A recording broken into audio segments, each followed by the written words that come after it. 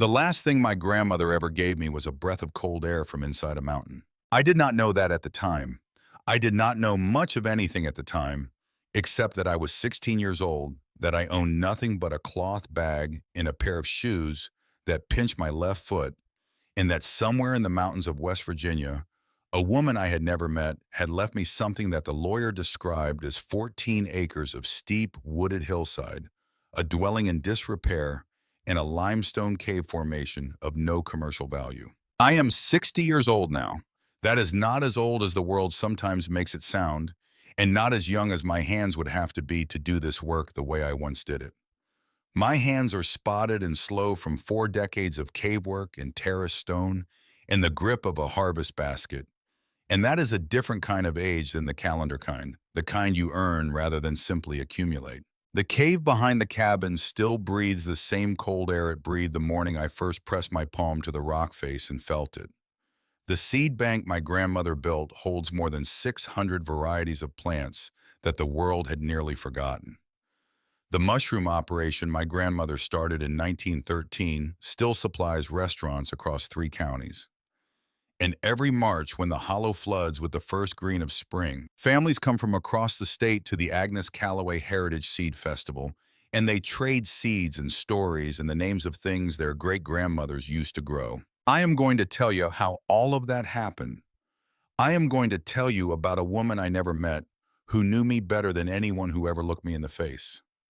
I'm going to tell you about what she built inside a mountain and why she sealed it shut and what she was waiting for.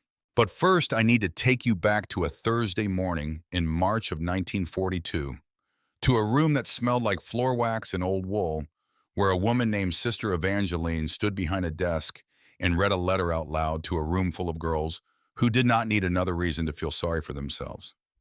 I was one of those girls. I was the one they were all looking at.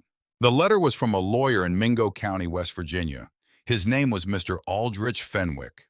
He had written to St. Anne's Home for Girls in Beckley on behalf of the estate of one Agnes Callaway, deceased formerly of Keeney's Creek Hollow, and he wished to inform the institution that the aforementioned Agnes Callaway had named her granddaughter, one Wren Marsh, age 16, as sole beneficiary of her entire estate. Sister Evangeline paused at the word estate. She let it hang in the air a moment before she kept reading, which told me everything I needed to know about what was coming next. The estate Mr. Fenwick's letter explained consisted of the following: 14 acres of steep wooded hillside in Keeney's Creek Hollow, Mingo County, West Virginia, a one-room cabin in significant disrepair, a small root cellar, and a limestone cave formation located behind the cabin, described in the county land records as being of no commercial value and currently inaccessible due to extensive overgrowth. Sister Evangeline looked up from the letter. She looked at me. Then she looked at the room, and something shifted in her expression, something small and unkind that she did not quite try to hide. She read the last part again. A limestone cave formation of no commercial value, currently inaccessible due to extensive overgrowth. One of the older girls laughed first, then 2 more. Then it moved through the room like water finding the lowest point of a floor, a ripple of laughter and quiet commentary, and that sound that girls in institutions make when someone else's misfortune briefly makes them feel better about their own. I did not cry. I had stopped crying at St. Anne's around the age of 12 when I understood that tears were a currency that bought nothing in a place like that. You could spend them freely and wake up the next morning just as poor as you had been the night before. So I sat in my chair with my hands flat on my knees, and I looked at a water stain on the wall above Sister Evangeline's head, and I waited for the room to finish. My name is Wren Marsh. My mother died of pneumonia in the winter of 1938 when I was 12 years old in a boarding house in Beckley, where we had been living since my father left the year before. He was a man who came and went like weather, and when he went for the last time, he did not leave a note. My mother worked as a seamstress until she could not. When she could not any longer, the state sent me to St. Anne's and the Sisters of St. Anne spent 4 years doing their best to make me into something useful: a laundress, a kitchen worker, a future wife for some man who needed steady hands more than he needed a conversation. I was none of those things. I was the girl who stole books from the donation box and read them under her blanket by candlelight. I was the girl who asked the science teacher at the public school, where we were sent 3 days a week to satisfy the state's education requirements, whether plants could feel the difference between sunlight and reflected light, and whether a mirror could trick a seedling into growing sideways. I was the girl who kept a notebook full of drawings, root systems and seed casings, and the branching patterns of veins on leaves, who once lost 30 minutes watching a tendril of wild grape work its way around a fence post and got herself extra kitchen duties for it. I was not a girl people expected to inherit anything, and I had never heard the name Agnes Calloway in my life. That night, after the room was quiet and the other girls were asleep, I lay on my cot and stared at the ceiling and thought about a woman I had never met who had apparently thought about me enough to leave me the only thing she owned. I did not feel grateful. I did not feel much of anything except a low, steady bewilderment, the kind that settles into your chest when the world does something you cannot yet find the words for. I thought about the word estate and the laugh it had produced, and I decided that the laugh was the most honest thing that had happened that day. 14 acres of steep hillside, a cabin that needed work, a cave nobody could get into. I thought this is either the beginning of something or the end of everything. I did not know which one yet. Mr. Aldrich Fenwick arrived at St. Anne's on a Tuesday morning in a truck that smelled like pipe tobacco and old maps. He was a compact man in his late 60s, with a gray mustache he seemed to have forgotten to trim, and eyes that were sharper than the rest of him suggested. He shook Sister Evangeline's hand, signed the necessary papers, and then he walked me out to his truck without ceremony, as if transferring a 16-year-old girl to the custody of a dead woman's property were a thing he did every week. I carried everything I owned in a cloth bag over my left shoulder. 2 dresses, a change of underclothes, my notebook, a botany textbook I had stolen from the donation box 3 years ago and never given back, the shoes that pinched. We drove south and then west, and the road climbed into country that grew wilder and steeper with each mile. The trees were bare still late March, bare the kind of bare that looks final until it suddenly isn't. Ridges rose on either side of the valley, and the sky narrowed to a strip above us, and the coal trucks came the other direction in slow, heavy processions, their beds piled black. Mr. Fenwick did not say much for the first hour. He smoked a pipe with quiet concentration and kept both hands on the wheel on the curves, which came frequently. When he did speak, it was in the measured way of a man who had learned that most things worth saying did not need much decoration.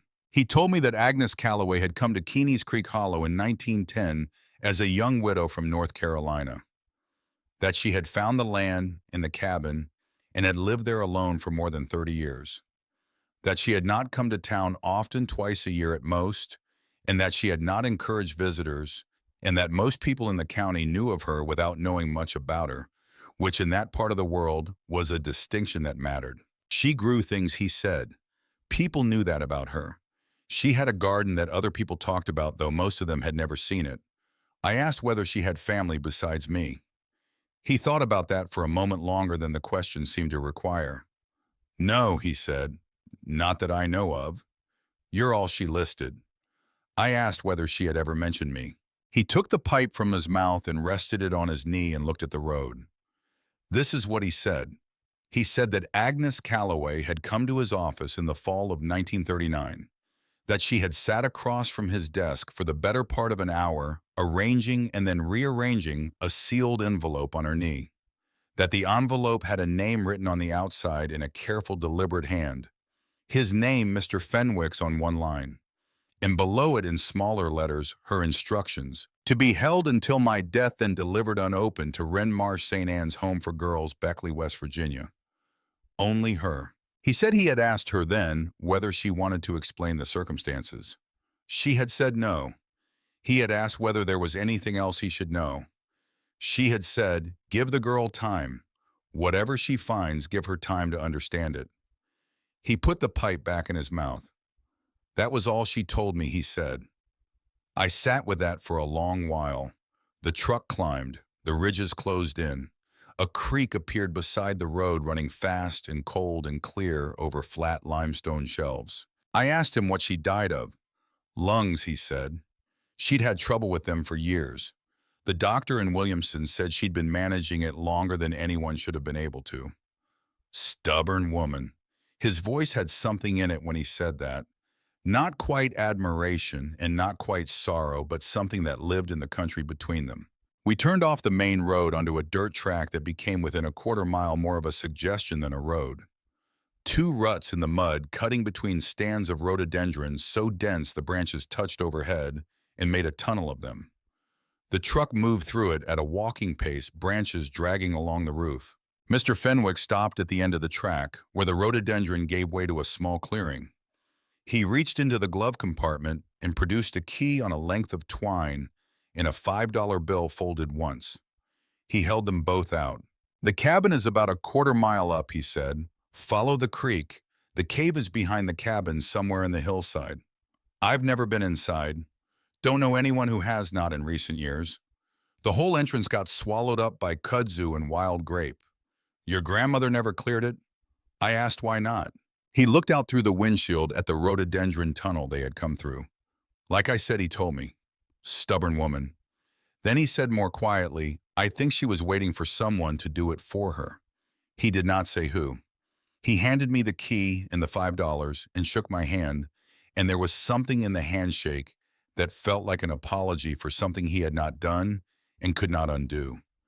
Then he put the truck in reverse and disappeared back through the tunnel. I stood in the clearing with my cloth bag over my shoulder and the key in my hand and the creek running cold beside me, and I listened to the truck engine fade until there was nothing left of it and the hollow was quiet. Not empty quiet, full quiet. The kind that presses in from all sides and makes you aware of your own breathing. I picked up my bag and followed the creek. The cabin appeared between the trees at a bend in the path, and my first thought was that it was smaller than I had imagined, and my second thought was that small was not the same thing as hopeless. The walls were squared timber, dark with age but solid. The roof had shed some shingles on the east side and would need attention before the rains came heavier. The chimney was stone and still straight. A woodpile under a lean-to beside the door held enough split oak to last a month at least. Someone, Agnes herself, perhaps, had stacked it neatly and covered it with oilcloth, weighted at the corners with river stones. I unlocked the door and went inside. The room was one space the way cabin rooms almost always are in that country, with a stone fireplace on the north wall and a cast iron stove beside it, and a bed in the corner and a table in the center. The floor was plank wood worn smooth in the paths between the furniture. Light came through two windows, east and west, and on every sill of every window stood jars.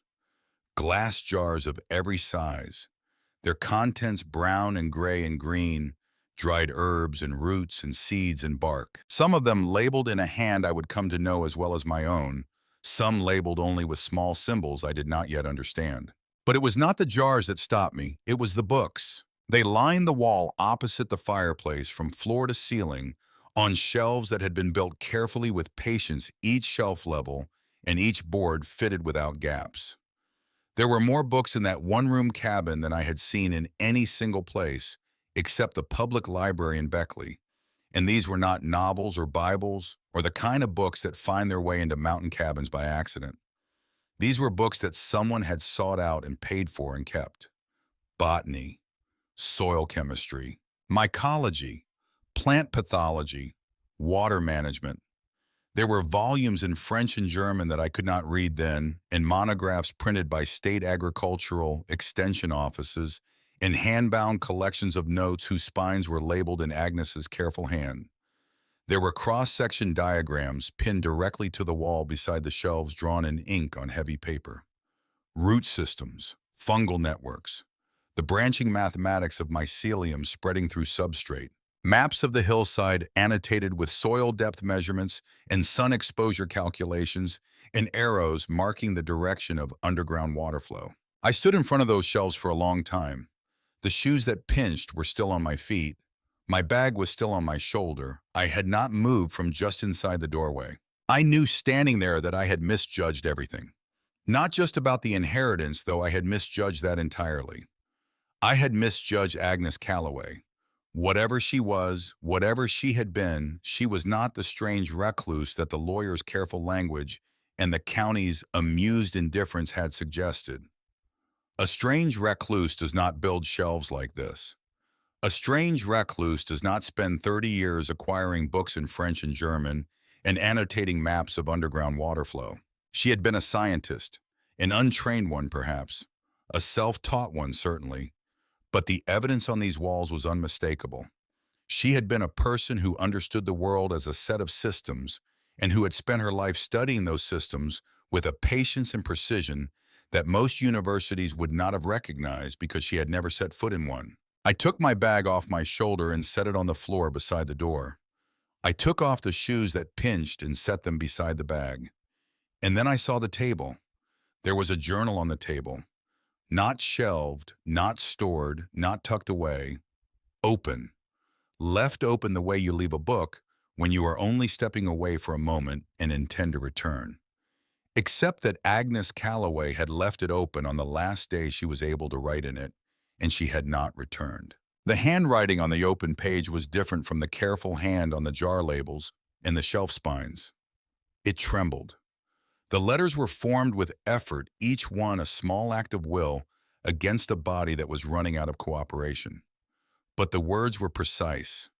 A person whose mind is failing writes differently than a person whose hands are failing. Agnes's hands had been failing. Her mind had not. The last entry read as follows. I have read it so many times in the years since that I no longer need to close my eyes to see it. The cave holds everything. If she comes, if the girl comes, she must clear the entrance. She must see what I built. The vines are the door. What is behind them is the answer. I built it for her. I built all of it for her. I stood over the table and read those words twice and then a third time. I read them the way you read something when you are trying to decide whether it means what it appears to mean, whether you are understanding it correctly, whether the plain surface of the language is actually what is happening, or whether there is something underneath it you are missing. She had been waiting for me. A grandmother I had never met had been waiting for a granddaughter she had never spoken to, and had left her a message that read like a hand reaching out from somewhere beyond reach. I was 16 years old. I had grown up in an institution. I had learned early and thoroughly that the world did not organize itself around my benefit, that care was a transaction, that warmth had to be earned and could be revoked, and that the safest position was the one where you needed nothing from anyone. I had built my life on that understanding. And here was a dead woman telling me she had built something for me, specifically for me. Not for whoever might find the place, not for the state, not for the county, not for posterity, for me. I pulled out the chair and sat down at the table, and I pressed my palms flat against the wood, and I breathed. Then I noticed the envelope. It was propped against the side of the inkwell at the back of the table, and I had not seen it at first because I had been focused on the journal. It was a plain envelope, yellowed slightly at the edges, sealed. On the front, in that same careful hand, from the jar labels, the hand that belonged to a younger Agnes Calloway, a woman whose hands had not yet begun to fail, it said 4 words. For Wren Marsh, only her. I sat with it in my hands for a long moment. The cabin was cold. The fireplace was cold.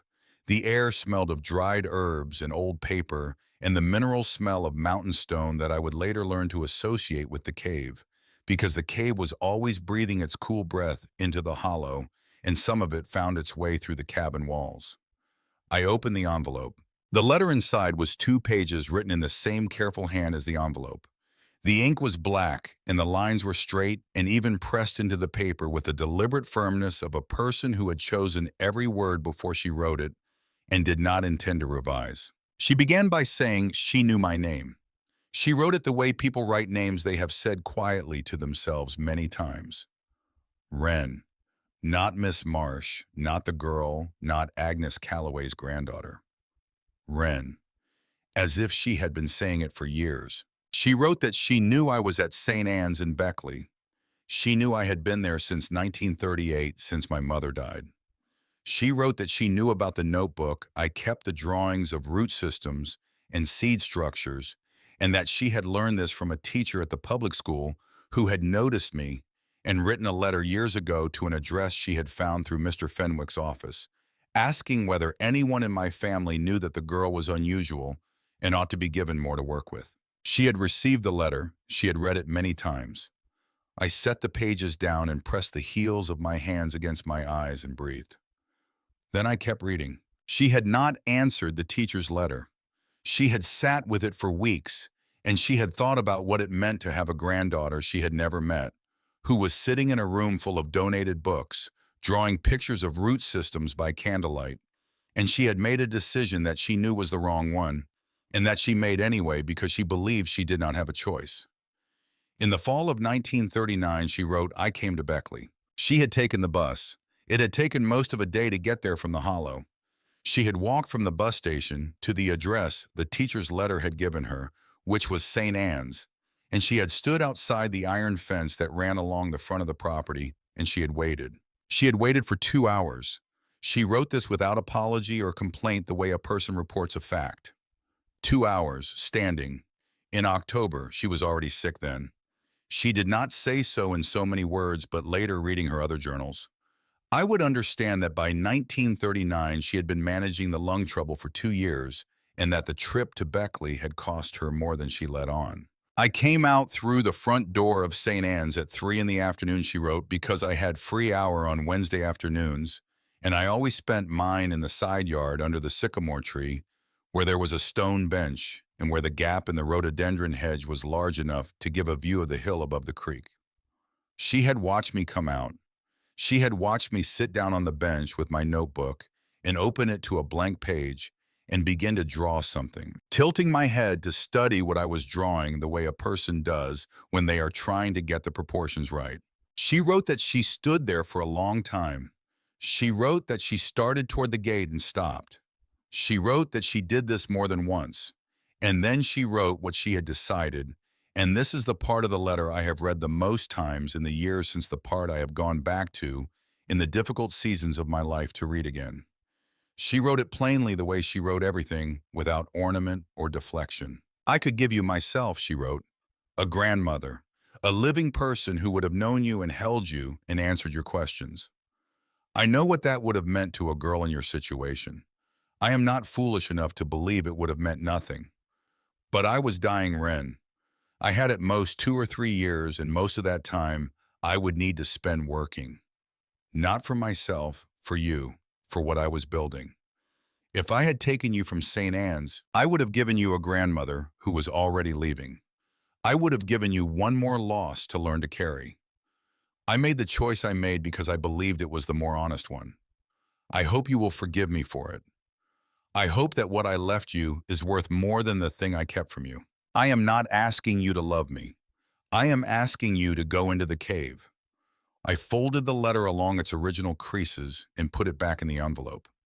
I set the envelope on the table beside the open journal. I sat in the cold cabin for a long time and felt several things at once.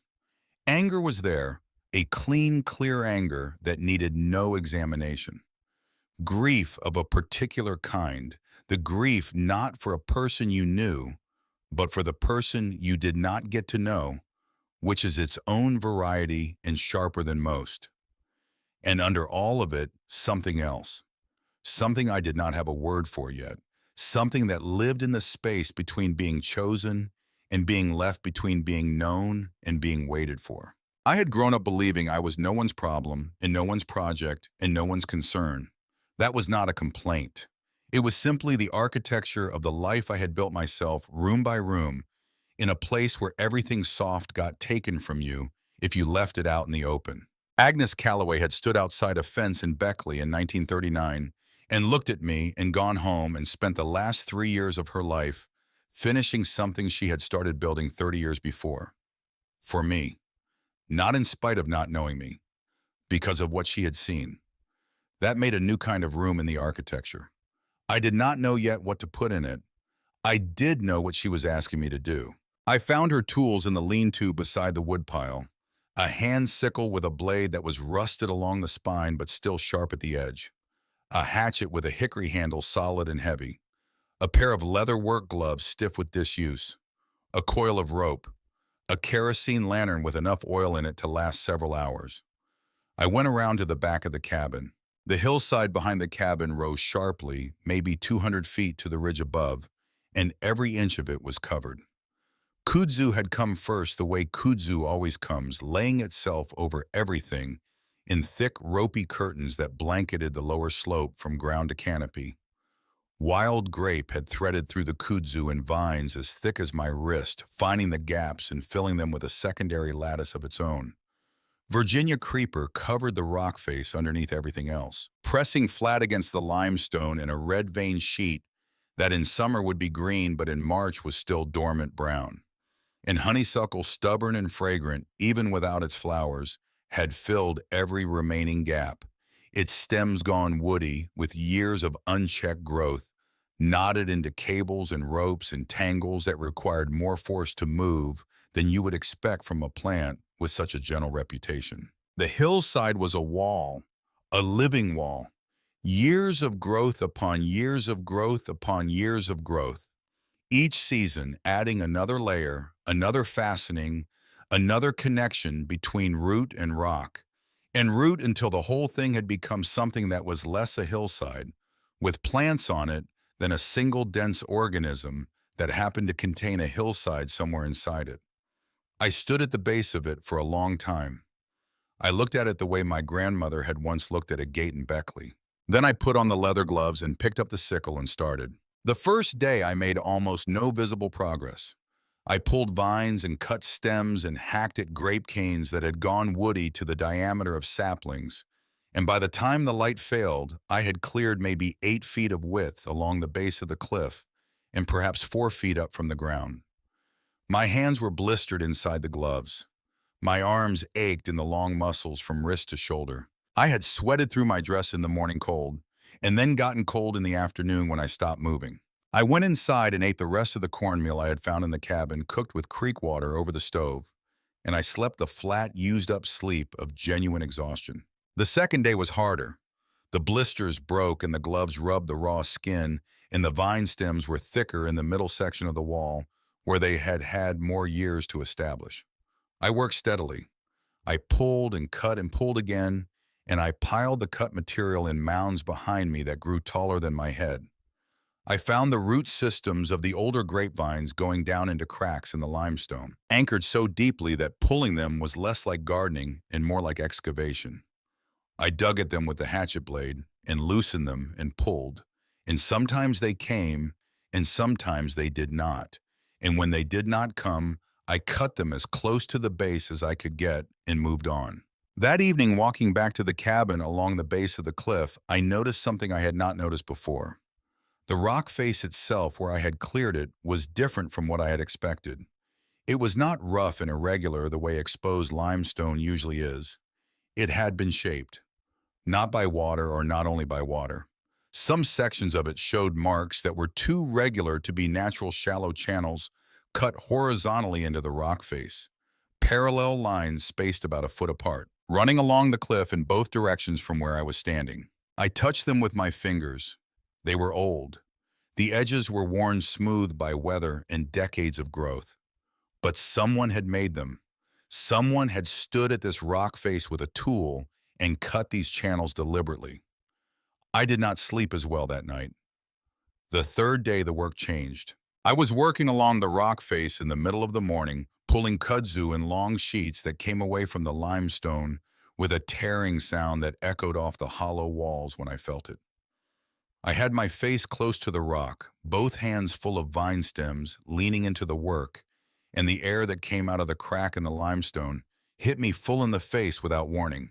Not a draft, not wind, something different, something steady and purposeful, the way a breath is steady and purposeful, the way a living thing exhales without trying. The air was cold, maybe 20 degrees colder than the March morning outside, and it was damp and it carried a mineral smell, limestone and water, and something green beneath it, and it was constant pressing outward against my face with a gentle, continuous pressure. I went still. I had read enough of my grandmother's books in the 2 nights I had spent in the cabin to know what it meant. Underground air movement, a cave system large enough to generate its own pressure differential, warmer air outside drawing the cooler cave air outward through any available gap. There was a gap. I cut faster. I stopped being careful and started being urgent. I pulled vines in handfuls and did not stack them, just threw them aside and pulled more. I hacked at the grape stems without bothering to find the roots first. I ripped kudzu away from the limestone in sheets that were 10 feet wide and threw them behind me into the growing chaos of the cut pile. My hands stopped hurting. I did not notice the cold. I did not notice anything except the rock face emerging inch by inch from 30 years of green enclosure. I worked for an hour without stopping, and then the light shifted. It came through the canopy at an afternoon angle, the low March sun finding a gap between the ridge above me and the overstory trees, and for a few minutes it fell on the section of cliff I had just cleared at exactly the right angle to show what was there. A darkness in the rock. Not shadow, not a hollow or a recession, an opening. A gap in the limestone face, roughly rectangular, maybe 5 feet wide, and 6 feet tall, framed by solid rock on 3 sides, and the remnant curtain of unclean vine on the 4th.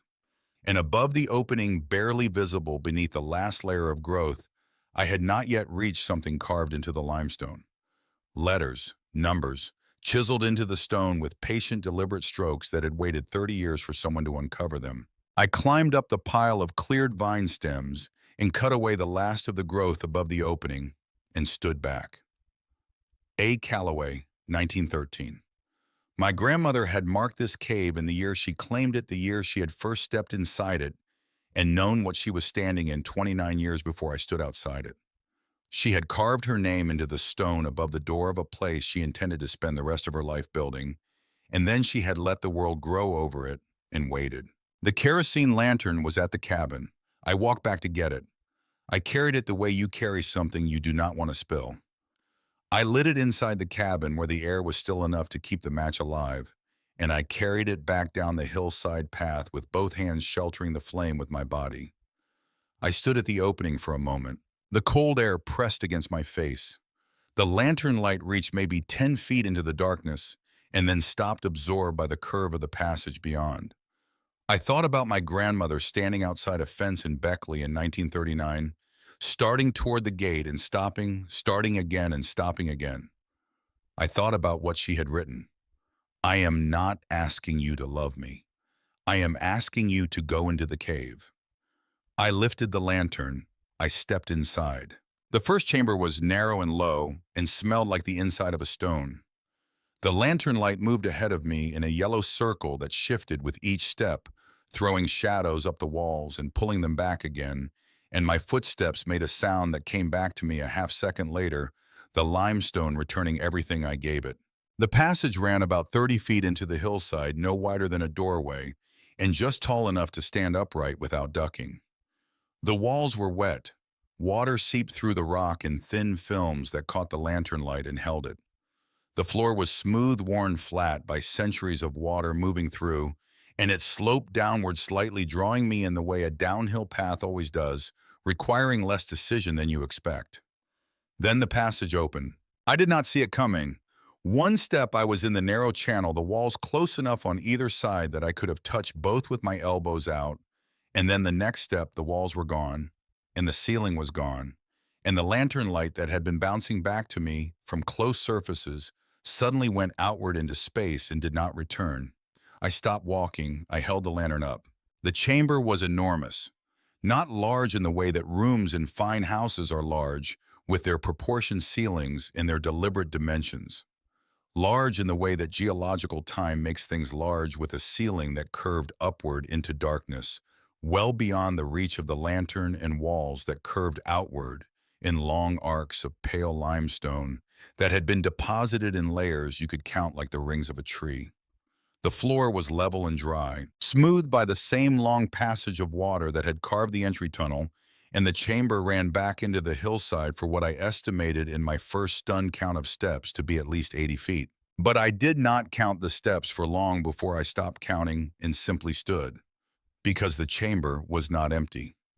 My grandmother had been here for 30 years, had carried things down that passage and arranged them in this space with the patience and precision of someone who understood that patience and precision were the only tools available to her, and that she would need to use them for a very long time. Along the floor of the chamber, arranged in rows as neat as a kitchen garden, were logs. Oak and poplar cut to uniform lengths of about 4 feet each one, set either upright in the earth of the cave floor or stacked horizontally in configurations I would later learn were called totem stacks, each log touching the next in a deliberate pattern designed to maximize the surface area exposed to the cave's constant humid air. The logs were old. Some of them had been here so long that the bark had separated from the wood beneath and was lifting at the edges like old wallpaper. But they were not dead. Nothing in this room was dead. From the ends of every log, from the gaps between stacked trunks, from the places where bark had cracked and moisture had penetrated, they grew. Mushrooms. Not the small, pale, apologetic mushrooms of field and roadside. Not the buttons that came in tins. These were substantial and alive and various in the way that a forest is various, each species filling its particular niche with the confidence of something that has had years to settle into place. Oyster mushrooms fanned outward from the log ends in overlapping shelves of gray and pearl, and the faintest blue, each shelf larger than my spread hand. Shiitake caps pushed through the bark in neat rows, brown and round-shouldered, with gills so pale they were nearly white. And from the higher log stacks cascading downward in shapes I had only seen in drawings in one of Agnes's books. Lion's mane mushrooms hung in white, shaggy waterfalls, their long spines catching the lantern light and holding it so that they appeared to glow from within. Along the walls, my grandmother had carved shelves directly into the limestone-wide shallow ledges, spaced at intervals of about 18 inches. Each shelf was filled with substrate, a mixture I could smell before I could examine it, deep and complex. The smell of old forest floor, concentrated and refined, of wood chip and straw, and something dark and alive beneath. The substrate was packed into the shelves to a depth of about 6 inches and was populated by its own communities of growth. Different species on different shelves, each one apparently suited to the conditions of its position on the wall. And from the ceiling, suspended on wooden frames that had been bolted into the limestone with an engineering that should not have been possible for one person working alone, hung bags. Dozens of them, large mesh bags, packed tight with substrate, hanging at intervals the length of the chamber, and from each bag grew clusters of mushrooms that cascaded downward in dense, pale, luminous abundance. I walked deeper into the chamber. The lantern shook in my hand, not because my hand was unsteady, but because I was breathing harder than I had realized. And each breath moved my chest, and my chest moved my arm, and my arm moved the lantern, and the light moved across all of that growing, living, impossible abundance in waves. Deeper in the cave, where the passage narrowed slightly before it widened again into a second smaller space, the temperature dropped. Not dramatically, but perceptibly, the way the air changes when you step into a root cellar from a summer afternoon. And in that cooler, wetter air, growing from a substrate that was darker and finer grained than the material in the main chamber, were shapes I recognized from a single illustration in one of the books on Agnes's shelves. Ruffled, golden, growing in clusters that rose from the substrate like small flames caught in the act of burning. Chanterelles. I sat down on the floor of the cave. The cold of the stone came through my dress immediately, but I did not get up. I set the lantern beside me and put my hands in my lap and looked at what my grandmother had built. She had built a cathedral. That is the only word for it. Not because of its size, though it was large. Not because of what grew in it, though that was extraordinary. But because of what it represented, the decades of labor and observation and refinement that had produced this particular arrangement of log and substrate and air and moisture, this understanding of what the cave would give and what it needed in return. This faith in the idea that something worth doing was worth doing for 30 years in the dark alone with no one watching. I thought about the room full of girls in Beckley who had laughed at my inheritance. I thought about Sister Evangeline's careful pause before the words "no commercial value." I thought about Mr. Fenwick's careful neutrality on the drive south, the way he had not tried to prepare me for what I was coming to. Perhaps because he did not know. perhaps because no words would have been adequate preparation anyway. I sat in my grandmother's cathedral and I laughed until I cried, and then I cried until I laughed, and the sound of it went up into the limestone dark above me and came back changed, softened by the stone, and the mushrooms grew on around me in their patient, indifferent abundance. I spent the next 2 weeks reading.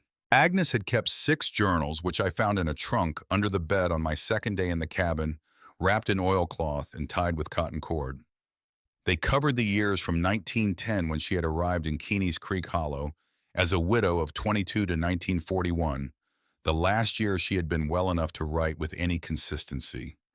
Each journal was a different size and a different color and had been filled with a different quality of ink depending on what was available in whatever year it covered. But the handwriting was consistent throughout, evolving only in the slow way that handwriting evolves over decades of use, tightening with age, becoming more economical, every word more precisely chosen. She had come to the Hollow from Ashe County in North Carolina, she wrote in the first journal.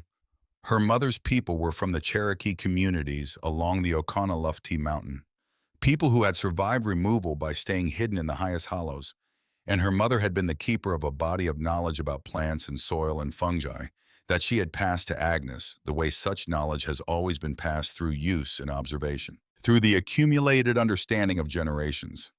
Her father had been a white school teacher from Tennessee who had died of typhoid when Agnes was 8, and after that it had been only Agnes and her mother in the mountain and the knowledge the mountain held. She had come to West Virginia because a man she had married died in a mining accident in the first year of their marriage, and because staying in Ashe County after that felt like standing still in a current that was going to take her whether she chose to move or not.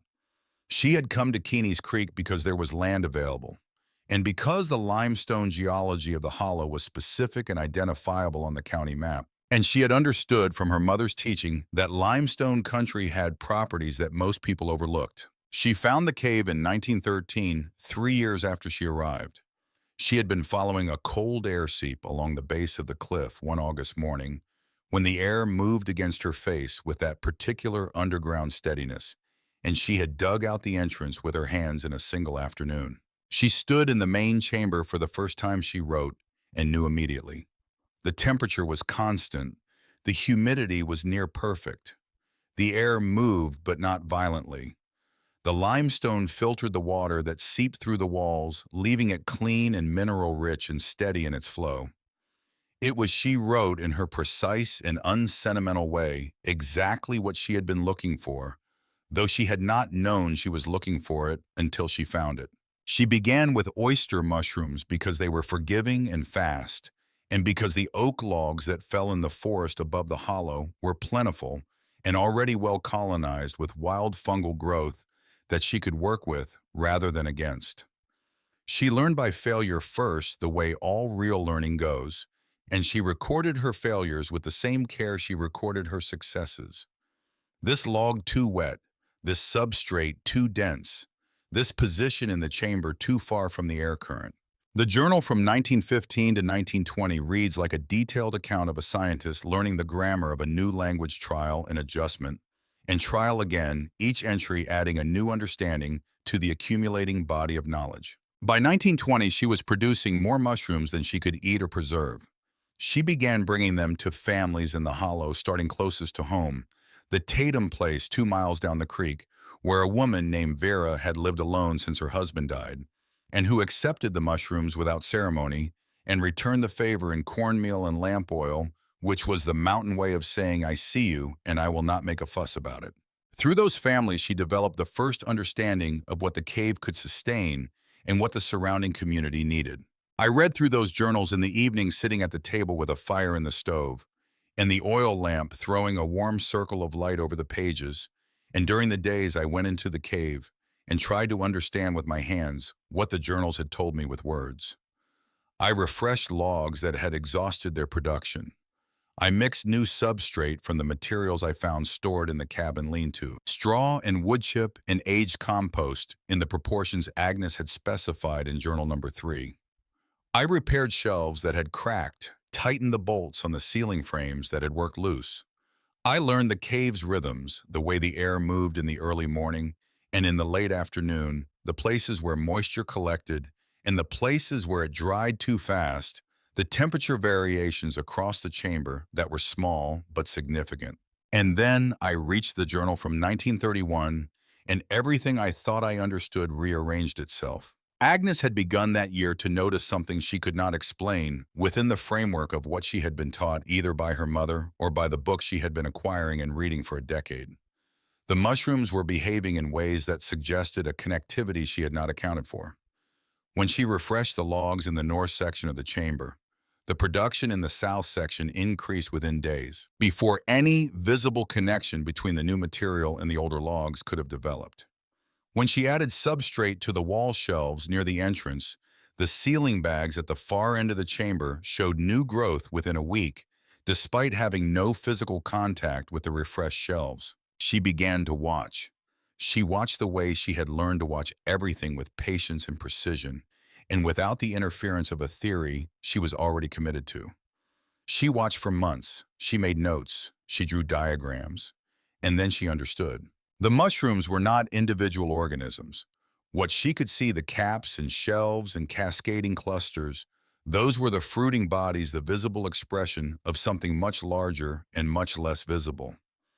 Beneath the surface of every log, through every packed substrate bag, across the floor of the cave, and into the cracks of the limestone walls, ran a network of threads so fine they were nearly invisible to the naked eye. Mycelium, the true body of the fungus, branching and branching again in a web that ran through the entire chamber, linking every log to every shelf, to every bag, to every crack in the limestone floor, a single vast living system that expressed itself in mushrooms, the way a tree expresses itself in leaves. She had not built a farm. She had built a host for a single organism that had spent 20 years threading itself through every available surface in the cave. And that organism was so thoroughly established, so deeply integrated into the limestone, in the wood and the substrate, that it was now effectively impossible to damage or destroy by any ordinary means. She wrote in that 1931 journal, in a passage I have returned to so many times that I know it by heart, the way you know a prayer. The mushrooms are not separate things. They are the fruit of one living web. I have been thinking of this cave as a farm and of myself as a farmer, but those words are wrong. The cave is a body. The mycelium is its blood. What I have been doing is not farming. It is midwifery. I have been helping a living thing become more fully itself. Feed the network and it feeds you. But it is not a transaction. It is a relationship. One that began before I arrived and that will continue after I'm gone. I read that passage sitting on the cave floor with the lantern beside me, and I looked at the ceiling frames with their cascading bags, and at the log rows with their patient caps and shelves, and at the walls with their carved ledges, and I thought about a woman working alone in the dark for 30 years, developing a theory of interconnection that the scientific community would not formally articulate for another 4 decades. She had known. She had known without the language to call it what it was, without the institutional support to verify it, without anyone to tell her that what she was observing was real and significant, and would eventually be recognized as one of the foundational insights of modern ecology. She had known because she had been patient enough and attentive enough and humble enough before the evidence to let the evidence tell her what was true. I closed the journal and sat in the cave and felt for the first time since I had opened that letter in Sister Evangeline's office something that was not anger or grief or bewilderment, something quieter and more durable, something that had a direction to it. The woman appeared at my door on a Monday morning in the second week of April. She was perhaps 68 years old with a face that had been shaped by outdoor weather over many decades into a kind of authority that has nothing to do with position or title. She was carrying a jar of amber honey and wearing an expression of profound and unapologetic assessment. She looked me up and down the way you look at a piece of structural timber you are considering trusting with some weight. "My name is Vera Tatum," she said. "I live 2 miles down the creek. Agnes told me you'd come." I said I had not been aware that anyone knew I was expected. "She knew," Vera said with a simplicity that closed the subject. She handed me the honey jar. "You're skinnier than I thought you'd be." Her voice was flat and direct in the way of a person who had used up all her social patience a long time ago and saw no reason to pretend otherwise. But she came inside without being asked, looked around the cabin with the familiarity of someone who had been there before, noted the changes I had made, which were minor, and sat down at the table. She had known Agnes for more than 20 years. Agnes had brought her mushrooms twice a month for most of that time, walking the 2 miles down the creek and the 2 miles back with a basket over her arm, and in return, Vera had occasionally supplied Agnes with things the hollow did not produce: cornmeal, salt, lamp oil, the kind of quiet, practical exchange that has sustained mountain communities for as long as there have been mountains and communities. She knew about the cave. She had never been inside it. Agnes had not shown it to her, and she had not asked because, in that part of the world, the line between a neighbor's business and your own is drawn early and observed carefully. She knew Agnes grew mushrooms. She knew the cave was where they came from. She knew that Agnes had sealed the entrance years before and had not cleared it again, and she had inferred from the quality of Agnes's silences on the subject that there was a reason for this that she was not going to be told. She had come to see whether I was capable of keeping the place going. She told me with a directness that made the assessment feel more respectful than insulting. Whether I was going to sell the land to the coal company and leave, or stay and be useless, or stay and be something else. I told her I intended to stay. She looked at me for a long moment. Then she said all right and finished her coffee and told me she would come back Thursday to show me how to reshingle the east side of the roof before the April rains arrived, and she left. She came back Thursday, and the Thursday after that, and she came on Tuesday mornings through April and May and into the summer, and she brought things: a sack of cornmeal, a dozen eggs, a wool blanket she claimed she didn't need, and she showed me things that Agnes's books had not covered and that could not be learned except from someone who had been doing them for 50 years.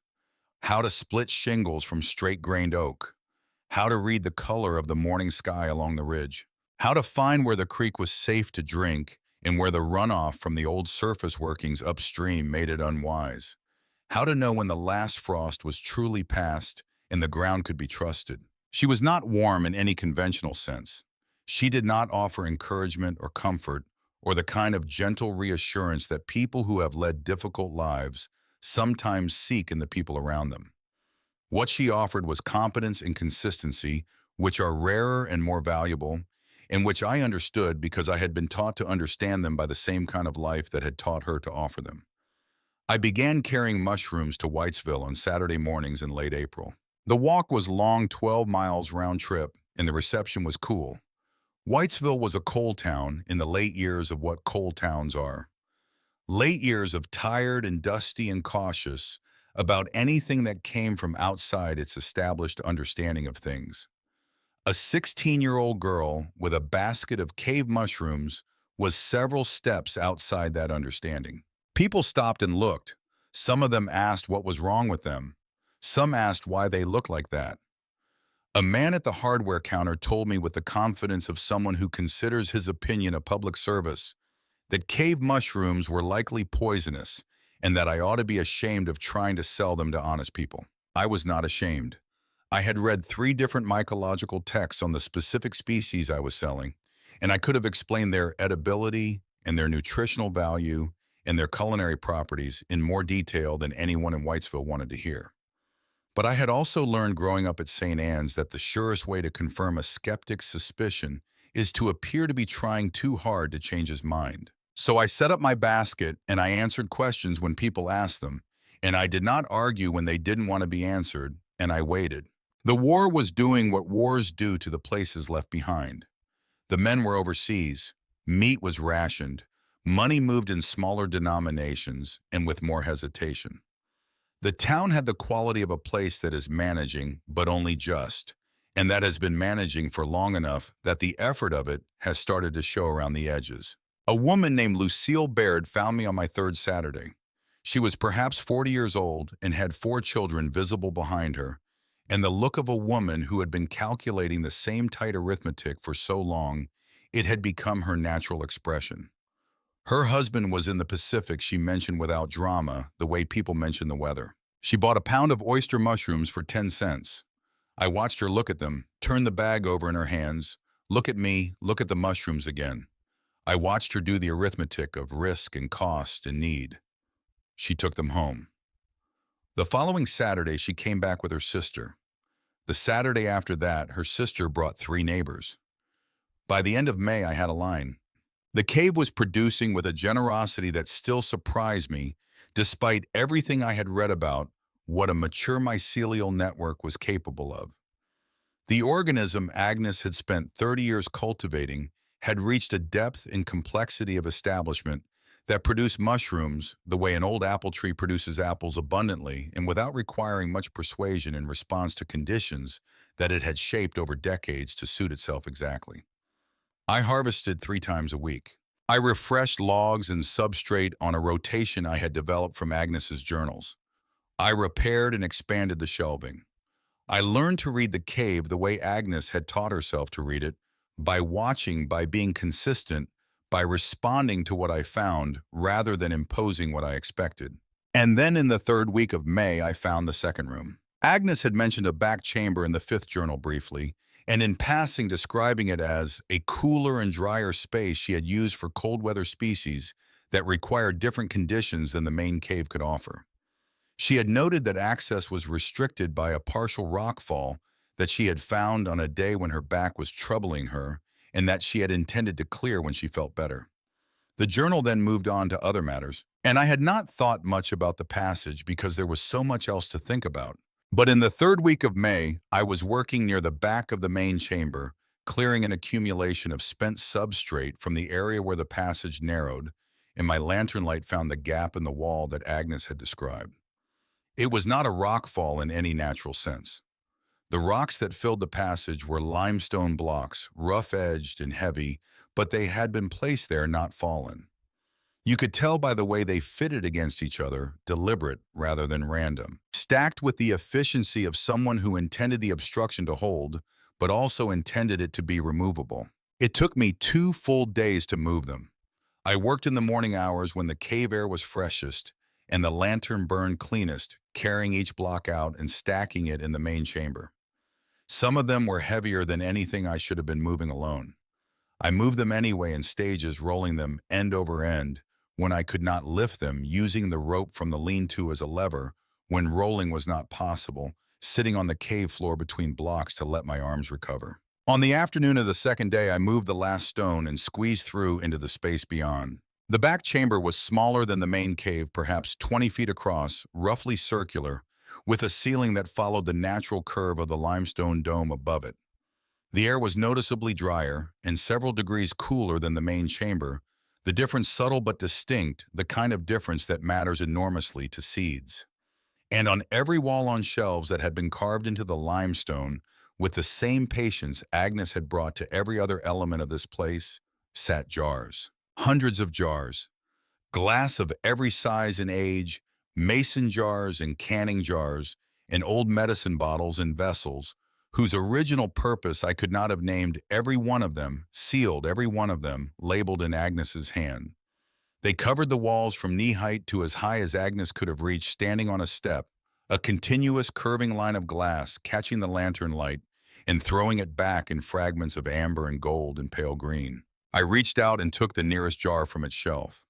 It was a quart mason jar sealed with a rubber ring under a zinc lid, the glass so clean inside that the contents were perfectly visible. Seeds. Small, dark, kidney-shaped seeds, packed loosely enough to show their individual forms. The label read in Agnes's precise lettering, Cherokee Trail of Tears Bean. From my mother, 1894. I stood with that jar in both hands, and I understood. Not in pieces the way understanding usually comes. All at once, the full weight of it arriving together. Agnes had not built one thing inside this mountain. She had built 2. The mushroom cultivation in the main chamber was the harvest. The thing that fed people, the thing that kept the land productive through the long decades of her isolation. But this room was something else entirely. This room was a library. A library written not in words but in seeds, in the living genetic material of 2 centuries of Cherokee and Appalachian farming tradition. In the varieties at the commercial seed companies and the hybrid agriculture extension programs, and the slow homogenization of American food production were systematically eliminating from the landscape. I walked along the shelves and read the labels. Cherokee purple tomato, bloody butcher corn, greasy back bean, candy roaster squash, turkey craw bean, mortgage lifter tomato, fish pepper, lemon drop pepper, rattlesnake pole bean, names that were not names so much as histories, small compressed accounts of the communities that had developed and preserved and passed on these particular plants over generations, each one adapted to specific soils and specific climates and specific culinary traditions that were themselves disappearing along with the seeds. Agnes had written about this in the 6th journal. The seed companies want farmers to buy new seeds every year. Hybrid seeds that don't breed true. Seeds that make you dependent on the company rather than on your own land. The Cherokee varieties, the ones my mother gave me, the ones her mother gave her, these are being replaced by commercial strains that yield more but mean less. I am saving what I can. The cave keeps them cool and dry. Seeds can remain viable for decades under the right conditions, and these are the right conditions. Someone must plant them again. Someone must hold them until the world is ready to understand what it is losing. And then, in the corner of the back chamber, on a low shelf near the floor, where I had to crouch to see it, I found the box. It was a small metal container, the kind that tobacco comes in its surface, rusted at the seams, but its lid sealed with a ring of what appeared to be beeswax, applied carefully around the joint to make it airtight. On the lid in a hand I recognized as Agnes's were 2 words, for Wren. I sat cross-legged on the cave floor with the box in my lap, and I worked the wax seal loose with my thumbnail and opened the lid. Inside was a folded document and a smaller folded paper clip to it. The document was 4 pages of handwritten notes in Agnes's most precise and deliberate hand, organized in columns with dates and names and measurements. The smaller paper was a letter 2 paragraphs. The letter said, I am leaving you the tools and I am leaving you the weapon. The cave and the seeds are the tools. What is in this box is the weapon. Roy Dunbar's family stole 3 acres of the south-facing slope from me in 1936, using a document that I know to be fraudulent. I had no money for a lawyer and no standing in the county courts. I have spent 2 years collecting what evidence I could, and it is all here. I do not know how or when you will need it. I know only that you will need it, because men like Roy Dunbar do not stop wanting what they have decided belongs to them. Use what is in this box when the time comes. You will know when the time comes. I built the rest for your life. I built this for your survival. She had left me a farm and a library and a lawsuit. I studied those 4 pages for the next week. The document detailed what Agnes had found and how she had found it, specific dates and specific discrepancies, and the logic of her argument was clear and tight, and built with the same care she had brought to her substrate formulas and her mycelial network diagrams.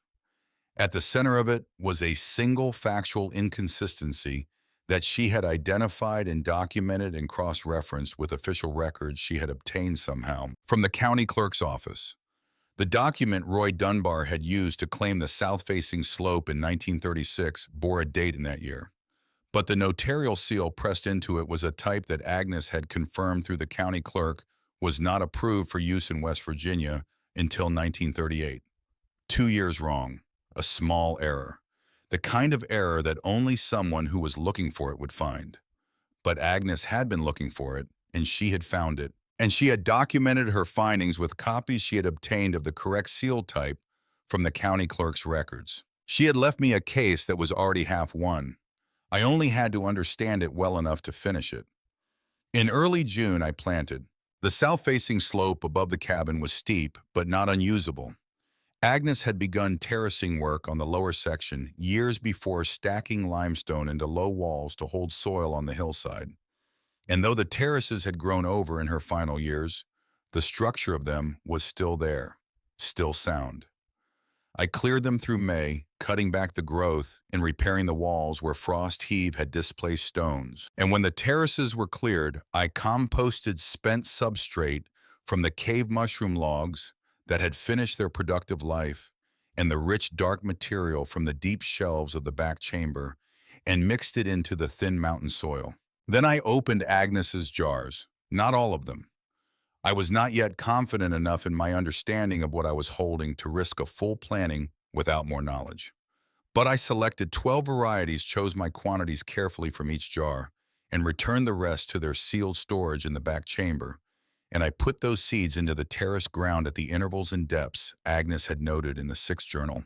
The ground took them the way a body takes water after a long thirst. You could almost feel the soil absorbing the seeds, recognizing them the way you recognize something that belongs to you.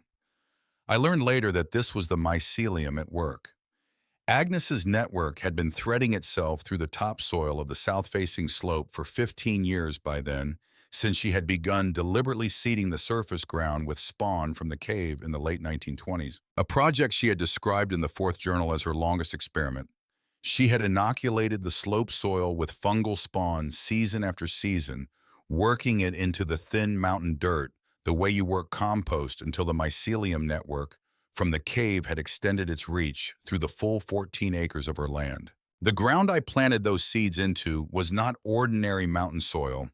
It was a living system threaded through with 30 years of fungal intelligence, rich with the metabolic products of that network, prepared in ways that no fertilizer could replicate, because no fertilizer was a relationship, and this was a relationship. The seeds germinated in 7 days.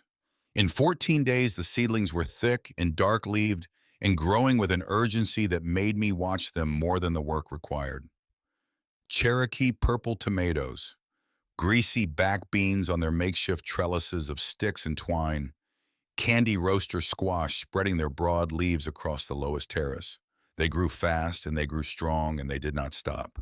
It was on a Thursday morning in late June, 3 weeks after I had put the first seeds in the ground, when I heard the truck coming up the hollow road. I heard it before I saw it. The sound of an engine working hard on the grade, the labor of a heavy vehicle on a road that was not meant for heavy vehicles, and then the sound of 2 vehicles, which was unusual enough in Keeney's Creek, that I straightened up from the terrace wall I was repairing and looked down toward the tree line at the bottom of the hollow. 2 trucks came up the road. The first was a late model Ford dark blue recently washed. The second was an older vehicle with the county insignia painted on its door. Roy Dunbar got out of the first truck. I had seen him only once before that first week, when he had come to the cabin and offered to buy the land in a voice so smooth and quiet, it had taken me a moment to understand that what it contained was not friendliness. He was perhaps 50 years old, a compact man with the kind of face that has been arranging itself into expressions of reasonable authority for so long that the authority and the arrangement have become the same thing. He was wearing work clothes, clean ones, and he carried a folder of papers under his arm. The man who got out of the county vehicle was the county sheriff, or someone dressed as one. He had the careful walk of a man who has been placed in a situation he did not entirely choose and is managing his discomfort with professional neutrality. Roy Dunbar came up the path without being invited. He looked at the terraces. He looked at the cabin. He looked at me. He smiled, which was the most alarming thing he did. He opened the folder. He showed me a document that he described as a deed of conveyance properly recorded with the county clerk transferring the south-facing slope of the Callaway property, 3 acres of it, to Dunbar Ridge Coal Company, signed in 1936. The land you are farming, he said with a pleasantness that was a specific kind of threat, is not your land. The hollow where your cabin sits, that is your land, the old lady's land. And I've got no quarrel with that. But this slope, these terraces, everything above the creek line on the southern exposure that belongs to us, has belonged to us for 6 years. Your grandmother chose not to make an issue of it, which was sensible of her. I'm here hoping you'll make the same sensible choice. He gave me 30 days to clear the terraces of whatever I had planted. Then he said the other thing. He said it the way you say the thing you came to say, the thing the rest of it was only a preparation for.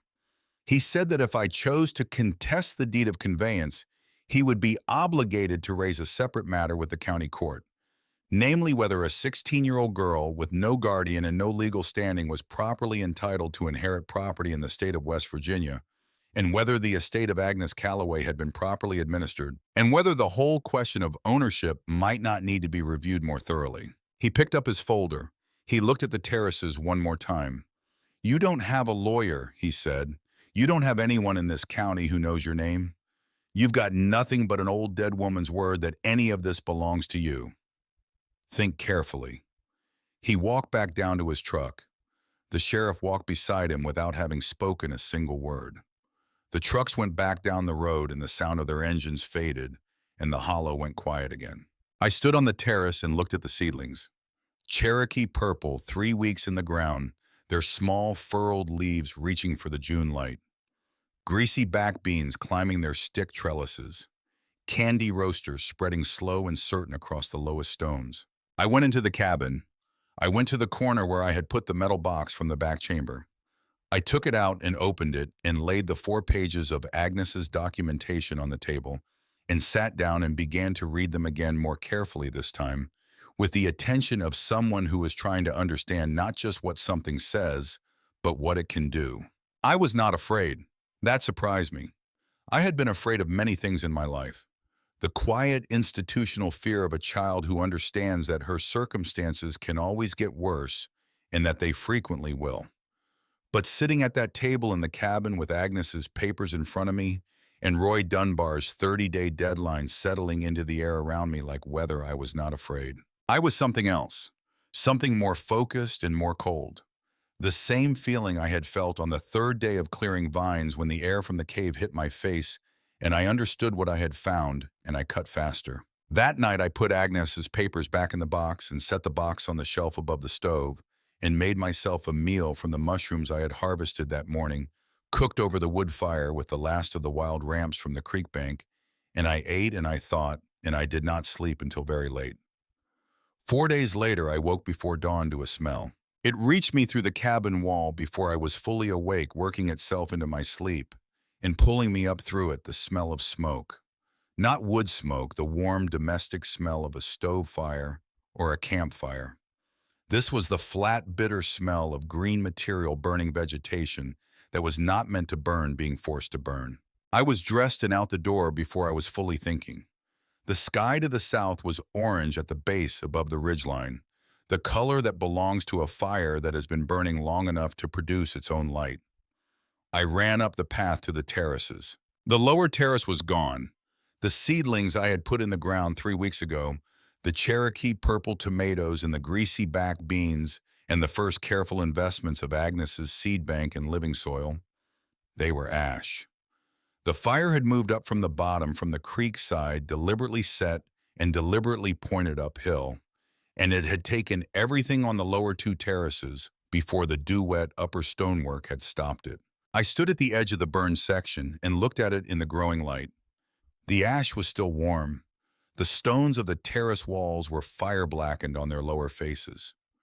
The stick trellises I had built for the beans were gone, entirely reduced to lines of gray powder on the scorched ground. I stood there for a long time. The sky got lighter. Birds began in the trees above the ridge. Then I crouched down.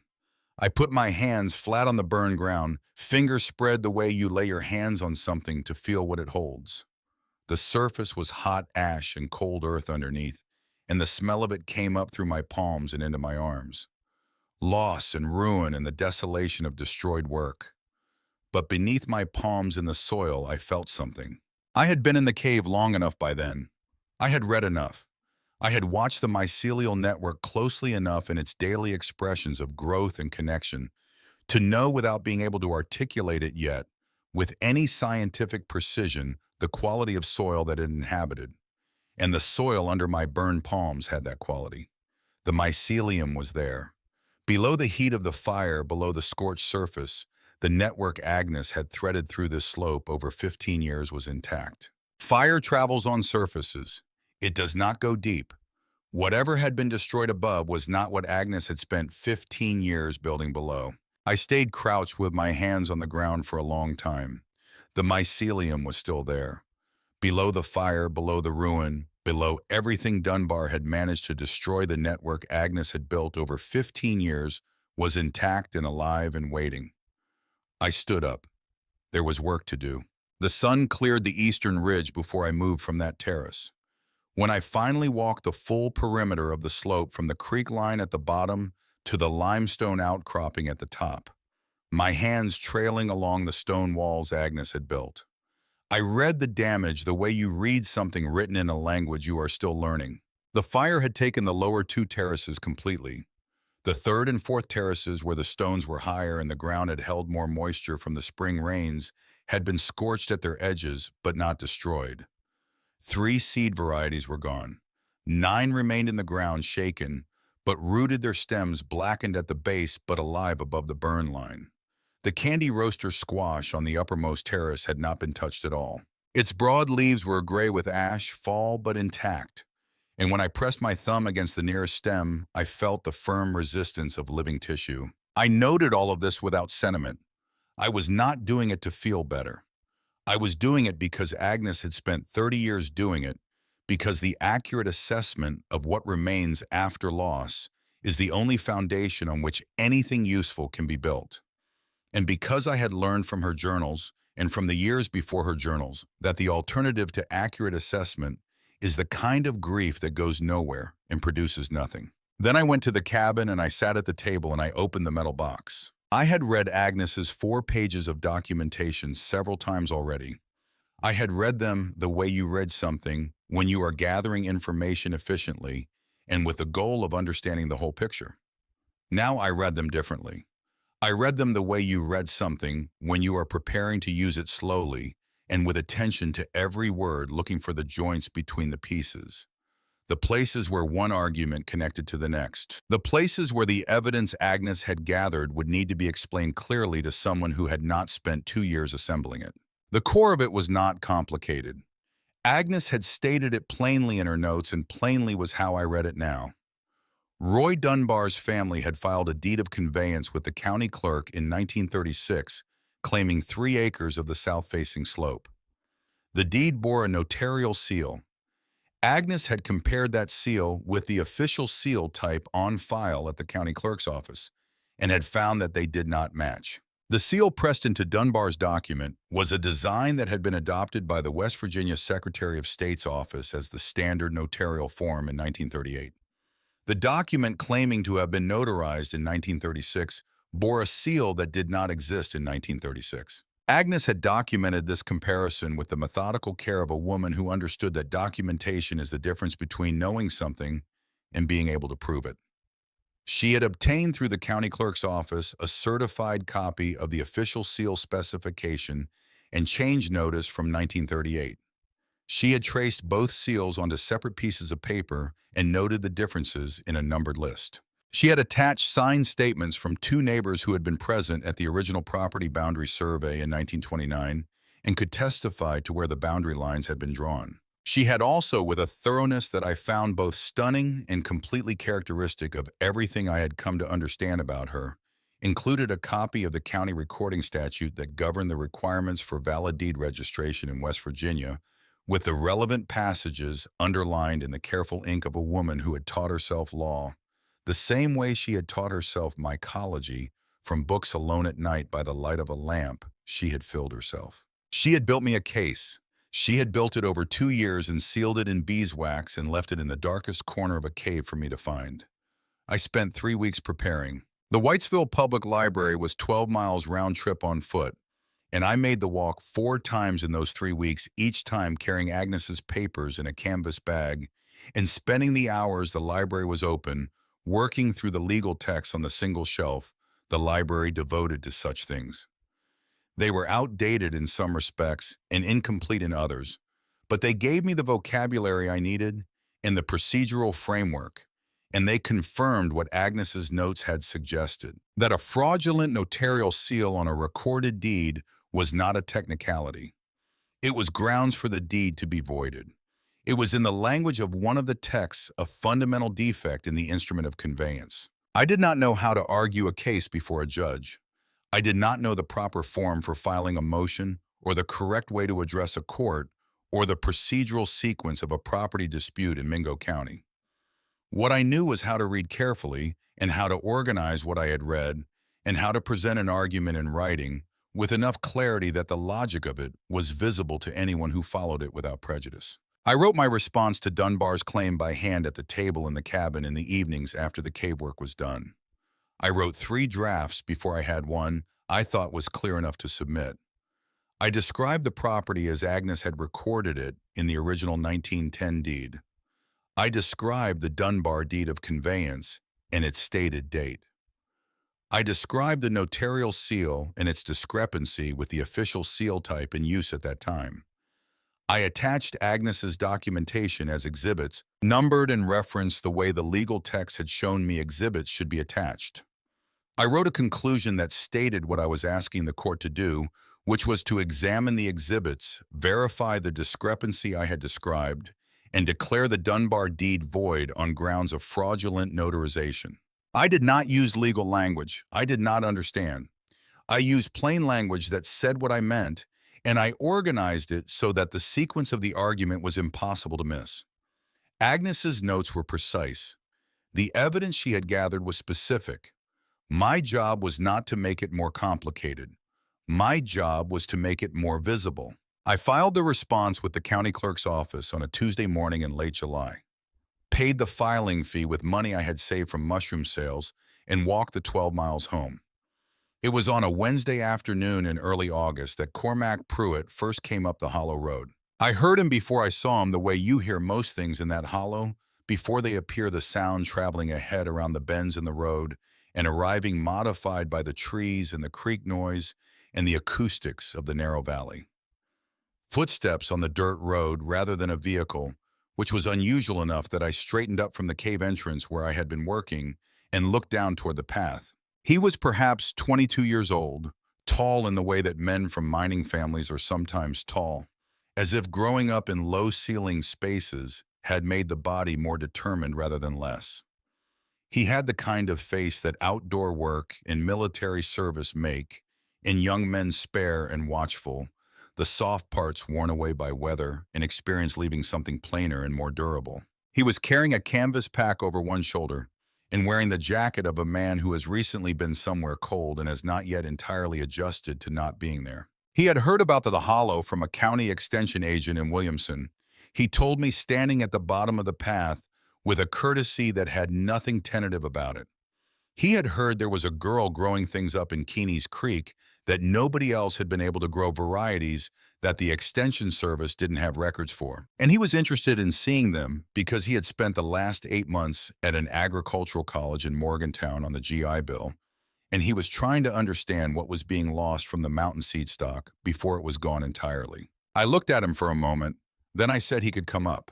He walked through the terraces without saying much, which was the right response. He crouched down at the third terrace where the surviving greasy back beans had put out new growth since the fire, their leaves reaching up through the ash-mixed soil with an insistence that I had found each morning quietly extraordinary. He looked at the burn marks on the lower stonework and did not ask about them.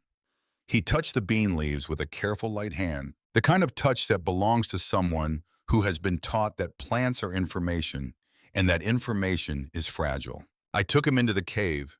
He stood in the main chamber the way everyone stands there the first time, with the stillness of a person whose category system has been interrupted and who is waiting for a new one to form.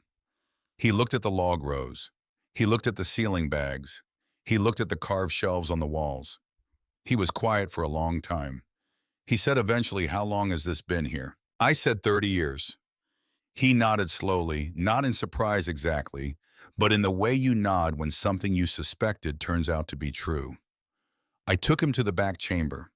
I stood in the entrance and held up the lantern and let him see the walls of jars.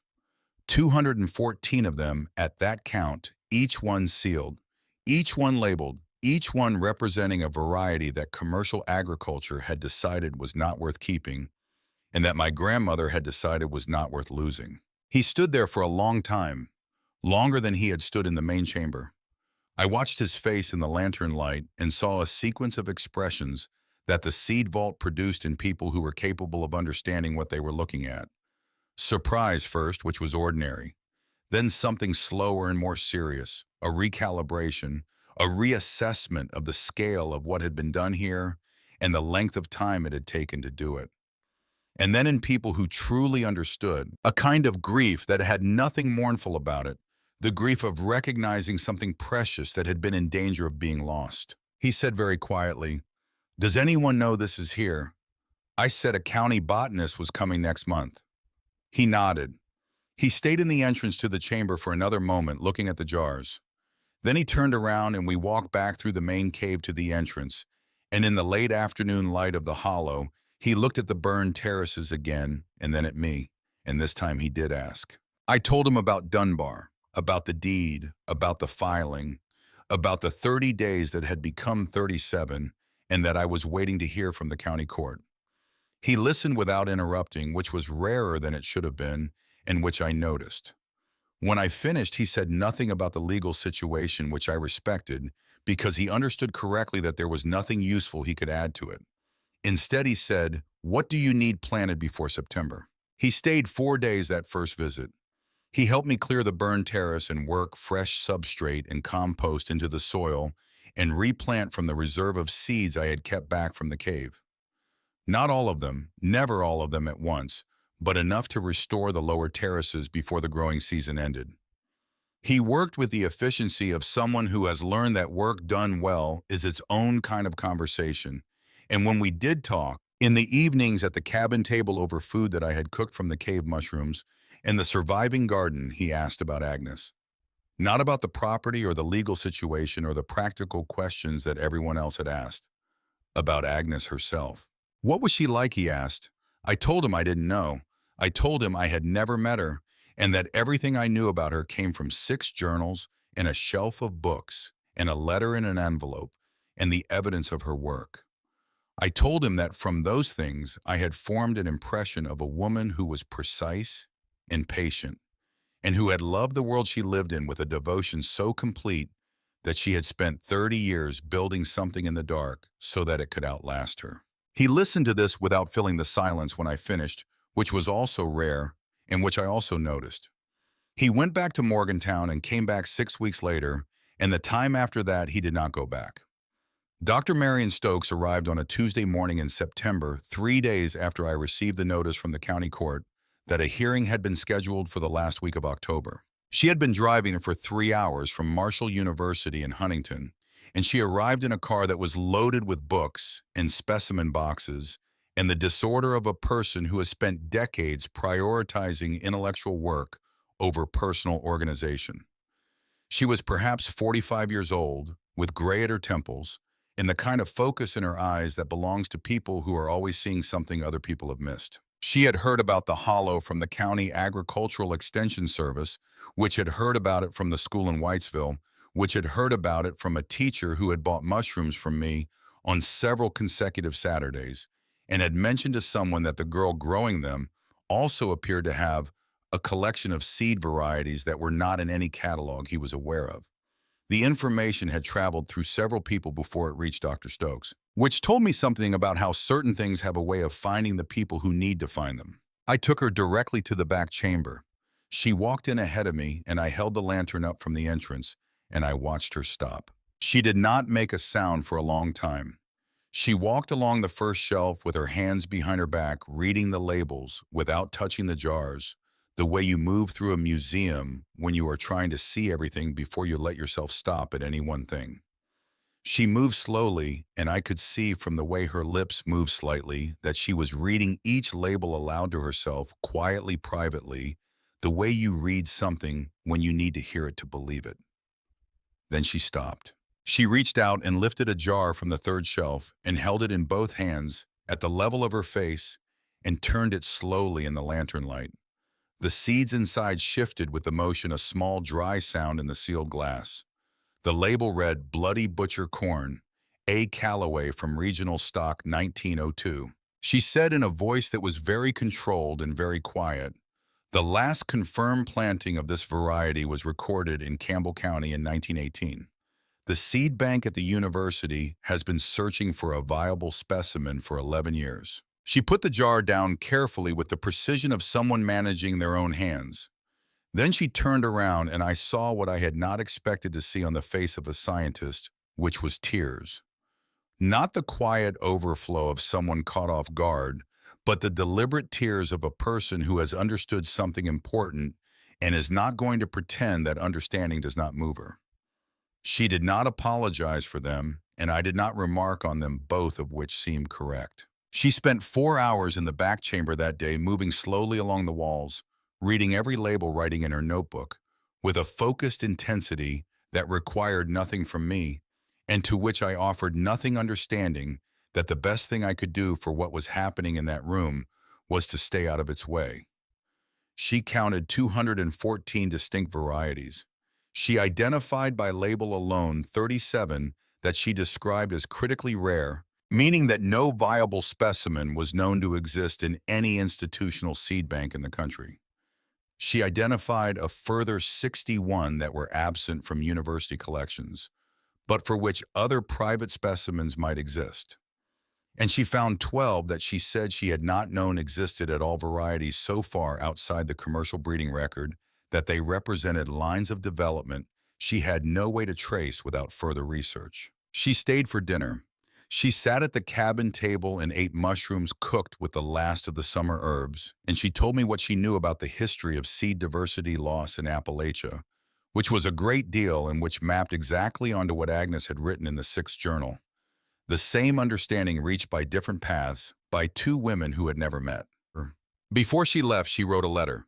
She sat at Agnes's table with Agnes's pen and wrote 2 pages on her university letterhead addressed to the Mingo County Court of Common Pleas, attesting to the nature and significance of the seed collection in the Callaway Properties limestone cave, and to the irreplaceable historical and biological value of the land that contained it. She left the letter with me and said she would make herself available to appear in person if the court required it. I thanked her. She waved the thanks away with the impatience of a person who considers thanks a distraction from the work. The hearing was on a Wednesday morning in the last week of October in a courtroom in the county courthouse in Williamson that smelled of old wood in the staleness of rooms where the same arguments have been made for 100 years.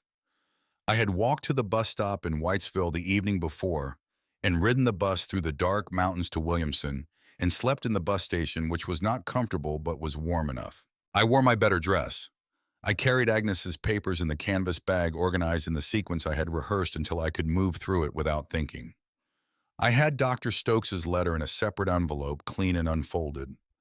I had the certified copy of the 1938 seal change notice from the county clerk's office. I had the traced copies of both seals side by side on a single sheet, the differences labeled with a numbered key. Roy Dunbar was already in the courtroom when I arrived.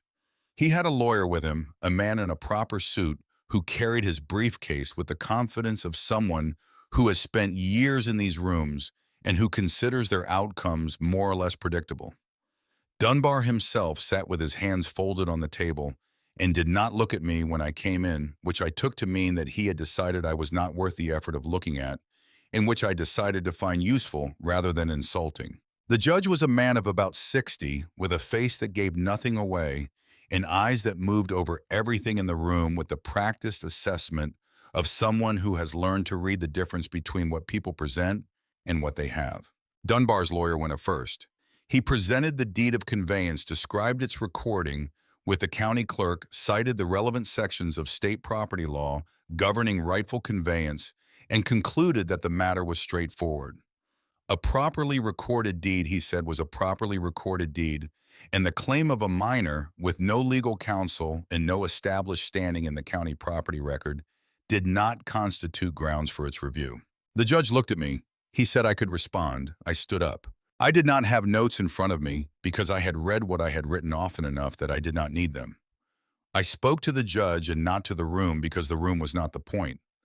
I told him that the deed of conveyance Roy Dunbar had filed in 1936 was fraudulent, and I told him exactly why it was fraudulent in plain language that did not require legal training to follow.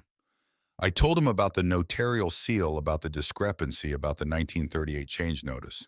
I placed the exhibits on the clerk's desk in their numbered sequence. I placed Dr. Stokes's letter beside them. Then I did one more thing. I reached into the canvas bag and I brought out 3 jars from the seed vault. Cherokee Trail of Tears, bean labeled in Agnes's hand from my mother, 1894. Bloody Butcher Corn, 1902. Greasy Back Bean, 1911. I set them on the clerk's desk beside the legal papers, and I let the judge look at them for a moment before I spoke again. I said the land Roy Dunbar is claiming to own contains a seed vault that a scientist from Marshall University has identified as the most significant private collection of rare and indigenous plant varieties in the eastern United States. It contains varieties that are otherwise extinct. It contains the life's work of a woman who spent 30 years building something that she understood was irreplaceable, because she understood what was being lost, and she decided that she was going to save what she could. Roy Dunbar did not file a fraudulent deed because he wanted 3 acres of steep hillside. He filed it because the land those 3 acres sit on is not worthless. It never was. He just understood that before I did. I said I don't have a lawyer. I don't have money or standing or anyone in this county who owes me a favor. I have what my grandmother left me, which is this documentation and this evidence and these jars. She prepared the case. I am only presenting it. She believed it was enough to win. I believe she was right. I sat down. The judge looked at the exhibits for a long time. He looked at the seal copies, the 2 tracings side by side, on the single sheet, the differences numbered and labeled. He looked at the 1938 change notice. He looked at the jars. Dunbar's lawyer said something about minor procedural inconsistencies not being grounds for voiding a recorded deed. The judge listened to this with an expression that suggested he had heard the argument before and had already decided how he felt about it. He ruled from the bench. He examined the seal comparison and the change notice and found the discrepancy Agnes had identified to be valid and material. He found the deed of conveyance filed by Dunbar Ridge Coal Company in 1936 to be fraudulent in its notarization and therefore void from the date of its filing.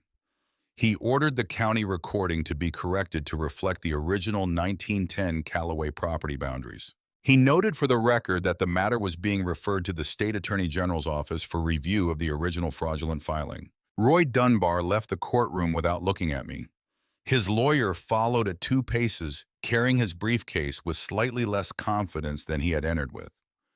I sat at the table for a moment after they were gone. The room was quiet. The judge had retired.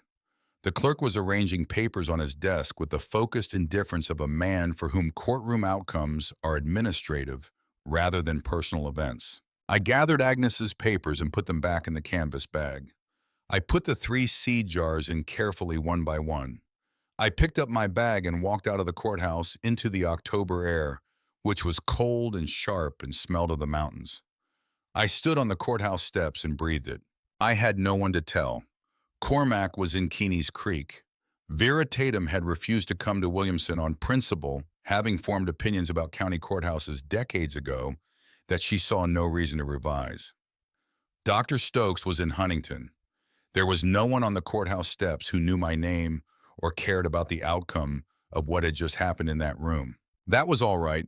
Some things are meant to be known alone first before they become part of the larger story.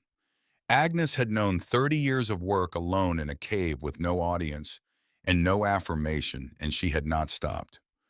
I could know one morning's victory alone on a courthouse step in October. I took the bus home and walked up the hollow road in the late afternoon and told Cormac, who was in the garden replanting the lowest terrace with the winter cover crop we had decided on together.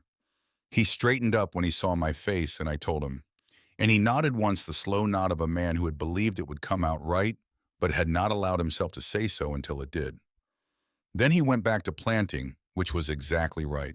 The following spring, I planted the full terrace system for the first time. Not the 12 varieties I had started with. Not a cautious sampling, the full range of what Agnes had saved methodically, terrace by terrace, variety by variety. Consulting the 6th journal for Agnes's notes on the specific conditions each plant required, and the specific diseases each was susceptible to, and the specific indicators that told you whether the soil was ready or whether you needed to wait another week. The candy roaster squash went on the lowest terrace where the soil was deepest and the water table was closest. The corn went on the exposed upper terraces where the sun was longest and the air movement was best. The beans climbed their stick trellises on the middle terraces, and the tomatoes went against the south-facing stone walls where the limestone held the day's warmth through the night. Everything grew. It grew the way things grow in soil that has been prepared by decades of patient cultivation with an abundance that was not casual or accidental, but earned the result of a relationship between land and keeper that had been building since before I was born. Cherokee purple tomatoes, the color of old bruises so sweet they made you close your eyes. Greasy back beans climbing 10 feet and producing pods until the first hard frost. Candy roaster squash swelling to weights that required 2 hands to carry and storing through the full winter in the root cellar without losing their sweetness. People came from Whitesville. They came from further. They came the way people have always come, to places where food grows that is better than the food they have known, following word of mouth through the network of knowledge that moves through communities too poor to waste information. I sold what I could spare and gave away what I could not sell and traded for things the hollow did not produce. And by the end of that first full season, I had a list of customers that reached from Keeney's Creek to the edge of the county, and I had letters from 3 families in neighboring hollows asking whether I could teach them what I was doing. I did. Dr. Stokes came back in the fall of 1944 and spent 2 weeks at the cabin helping me catalog the seed collection formally. We worked through the back chamber, systematically recording each variety in a ledger she had brought from the university, noting the label information and the apparent condition of each sample, and the known provenance where Agnes had recorded it. We found 231 distinct varieties in total. We found 6 for which Agnes had recorded no provenance at all, only a symbol I did not recognize, which Dr. Stokes thought might be a Cherokee notation for medicine plant, which would mean they were varieties with uses that went beyond food. She connected me that winter with the university's Department of Agricultural Science, and through them with the State Extension Service, and through them with a small network of people across the region who had been doing quietly what Agnes had done, saving what was being lost, holding in private collections, what was disappearing from commercial agriculture. They were farmers and gardeners and old women who had been keeping certain seeds in tin cans on back shelves for decades because something in them could not bear to let those things go. When they heard about the cave and the collection Agnes had built, the response was not surprise. It was recognition, the recognition of people who have been doing something alone and have just discovered they were not alone. Cormac and I were married in the Hollow in the fall of 1947. Vera Tatum came wearing a dress that suggested she had made some effort with the occasion while maintaining plausible deniability about having done so. She did not hug me. She brought wildflowers she had picked herself, the kind that grew along the creek in late September, and she arranged them in a jar on the cabin table without comment, which was the most graceful thing I had ever seen her do. She died in the spring of 1953. She had been sick through the winter, the lungs the same thing that had taken Agnes, the thing that takes a great many people in mountain country, where the air has been carrying coal dust for 100 years. She died on a bright morning in April, which seemed wrong, and also somehow exactly right because Vera Tatum would not have approved of dying on a gloomy day. I buried her on the hill above the cabin, where the ridge curved back to give a long view down the hollow to where the creek bent south and disappeared into the trees. I planted Cherokee purple tomatoes on her grave in the spring because she had told me once, without any sentiment at all, that they were the best things she had ever put in her mouth and that she intended to feel that way forever. The Agnes Callaway Heritage Seed Bank, as Dr. Stokes formally named it in the papers she published in 1948 and 1951, grew through the years as Agnes's original collection expanded through what Cormac and I added from the living garden each season, and through what the network of seed savers we had connected with contributed from their own holdings. By 1955, the collection held 340 varieties.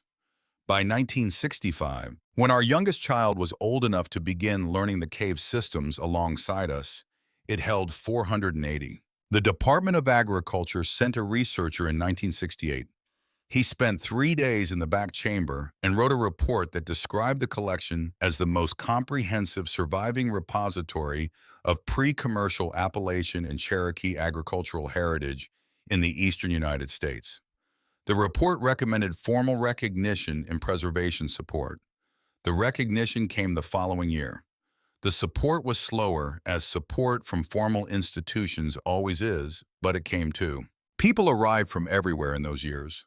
Farmers and scientists and students and journalists, and just people, ordinary people who had heard about the cave, from someone who had heard about it from someone else, and who had come because the idea of it, a woman working alone in a mountain for 30 years to save something the world was losing, had reached them in whatever way such ideas reach people through a newspaper, or a conversation, or a dream, and they had needed to see it. I took them all into the cave. I took them through the main chamber first, let them see the mushroom operation, the log rows and the ceiling bags, and the carved shelves, let them understand the scale of what Agnes had built, and how long it had taken, and how a single organism had threaded itself through the limestone over 30 years to produce the abundance they were looking at. Then I took them to the back chamber, and I stood in the entrance with the lantern, and I let them see the jars. Every one of them went quiet. I never had to tell them to. The room produced its own silence, the particular silence of being in the presence of something that you cannot quite fit into the categories you arrived with. It was the silence of scale reconsidered of time, understood differently of a single person's patience, suddenly visible in its full dimension. One evening in the winter of 1971, I was in the back chamber alone, doing the seasonal check of the collection that I did twice a year, working along the shelves with a lantern and the ledger noting the condition of each jar, looking for signs of moisture or temperature fluctuation that might threaten the seeds. I had been doing this for nearly 30 years by then, and I knew the room the way, any space you have spent thousands of hours in with my body as much as with my eyes. The sound of each footstep on the stone floor, the way the lantern light fell differently in the corner by the east wall. I was working my way along the lowest shelf, the one that ran at knee height along the back wall, when I noticed something I had not noticed in 30 years of working in that room. The limestone of the back wall just above the level of the lowest shelf was not entirely uniform. There was a section perhaps 2 feet wide where the surface texture was slightly different from the surrounding rock, smoother, as if it had been worked rather than left as the water had formed it. And in the center of that section, pressed into a shallow crack that I had always assumed was a natural fissure in the limestone, was something dark and cylindrical. I set the lantern on the floor and crouched down and looked at it directly for the first time, which told me that I had been looking past it for years, the way you look past things that are always in the same place. It was sealed with wax, the same beeswax Agnes had used on the metal box, pressed into the cracks around whatever was inside with the same careful, thorough application, the same understanding that what was being preserved needed to be protected from the air and from the slow passage of decades. I worked the wax loose with my thumbnail the way I had worked the lid of the metal box, and what came out of the crack was a small book bound in cloth the size of a shirt pocket, wrapped in a layer of oilskin that crinkled when I unfolded it. The cloth of the binding was dark with age, and the oilskin had compressed around it until they were almost one material. Inside in pencil that had faded to a pale gray that was still perfectly legible in the lantern light was Agnes's handwriting. Not the careful ink hand of the journals on the shelf, smaller, more compressed.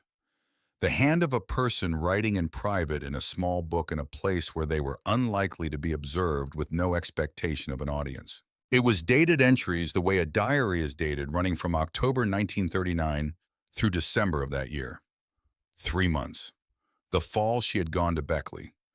I read it on the floor of the back chamber, sitting cross-legged with the lantern beside me, the cold of the stone coming up through the wool of my skirt, and the cold of the cave air pressing against my back and shoulders. I read each entry twice. Some of them I read 3 times. She had taken the bus to Beckley on a Tuesday in October. She had arrived in the late morning and walked from the bus station to St. Anne's, which was further than she had expected a walk that had cost her more than she admitted in the writing, though you could read the cost between the lines in the sparseness of her description of the return walk to the station. She had stood outside the iron fence. She had waited. The entry for that day was longer than any of the others, written in a hand that was pressed harder into the paper than usual, as if the pressure of the pen could substitute for the pressure of other things she was not saying. She described the grounds of St. Anne's, the iron fence, the trees inside it, the building's gray face. She described the time passing, the way the light changed on the grounds through the afternoon. And then she described me coming out. She wrote, a girl came out at 3 o'clock through the side door and walked to a bench under the sycamore tree near the front fence. She was small and moved with the economy of someone who has learned to take up as little space as possible, which is something you learn in institutions, and which I recognize because I have spent a life trying to unlearn it. She sat down and opened a notebook and began to draw. She tilted her head to look at what she was drawing and then looked back down. She did not look around her to see if she was being watched, which is something children in institutions usually do, and which told me she had found a way to be entirely inside the work she was doing, which is rarer in children than people understand, and which I consider a form of grace. She wrote, I started toward the gate twice. I stopped both times.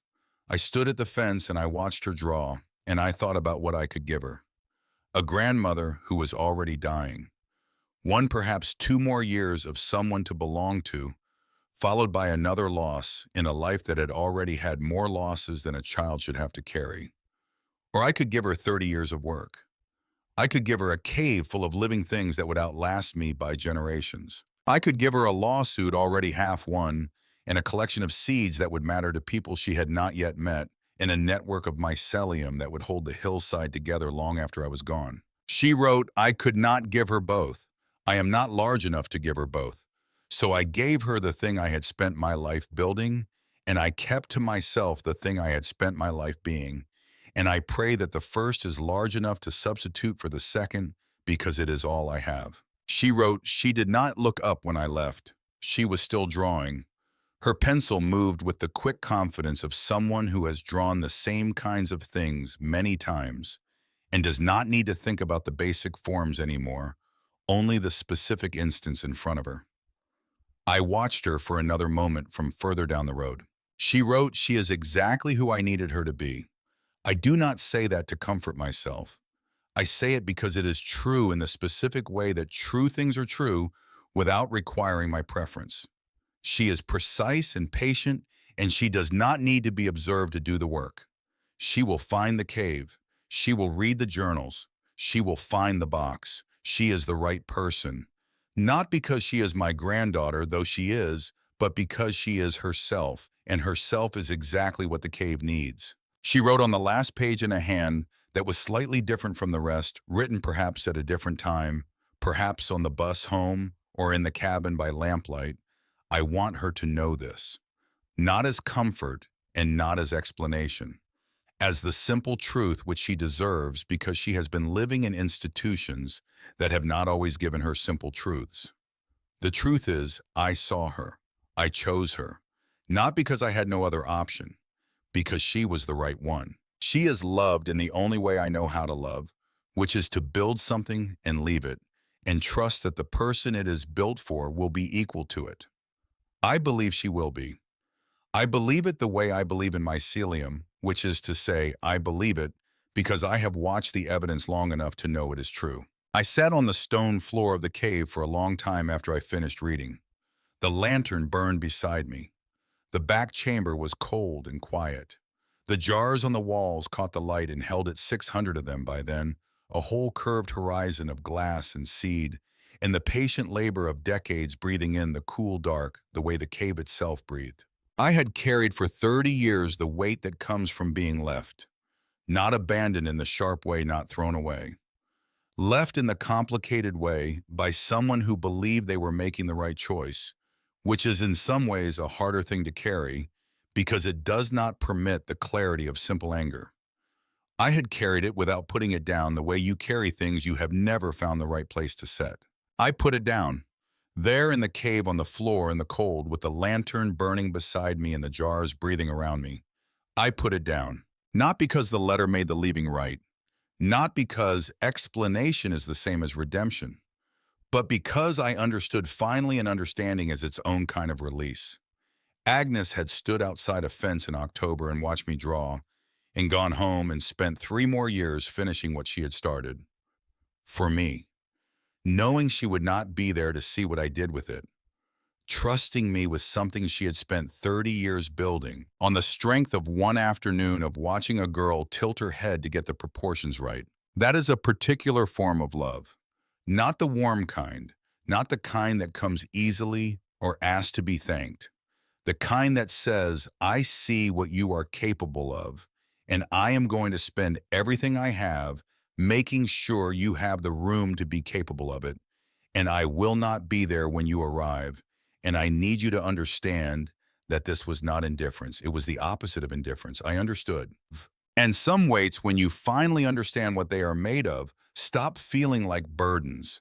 They feel like foundations, and you build on them. Cormac died in the autumn of 1979 on a September afternoon that was the kind of clear and warm that September afternoons in the mountains sometimes produce, as if the season is offering one final abundance before it closes. He had been sitting on the porch after lunch with a cup of coffee and the sound of the creek below, and when I came out to sit with him, he was already somewhere I could not follow peacefully and without pain, the way a life that has been lived honestly sometimes ends. I buried him on the hill beside Vera, where the ridge gave the long view down the hollow. I kept working. Our children took over the business operations, the mushroom supply contracts, the seed distribution program, the educational workshops we had been running for young farmers across the region since the early 1960s. But I tended the cave myself every morning until I could not. I checked the temperature and the humidity. I talked to the mycelium the way Agnes had talked to it, not because I believed it could hear me, but because 30 years of working alone in a space teaches you to use your voice as an orientation, a way of remaining present, of staying connected to the work and to the living thing the work was in service of.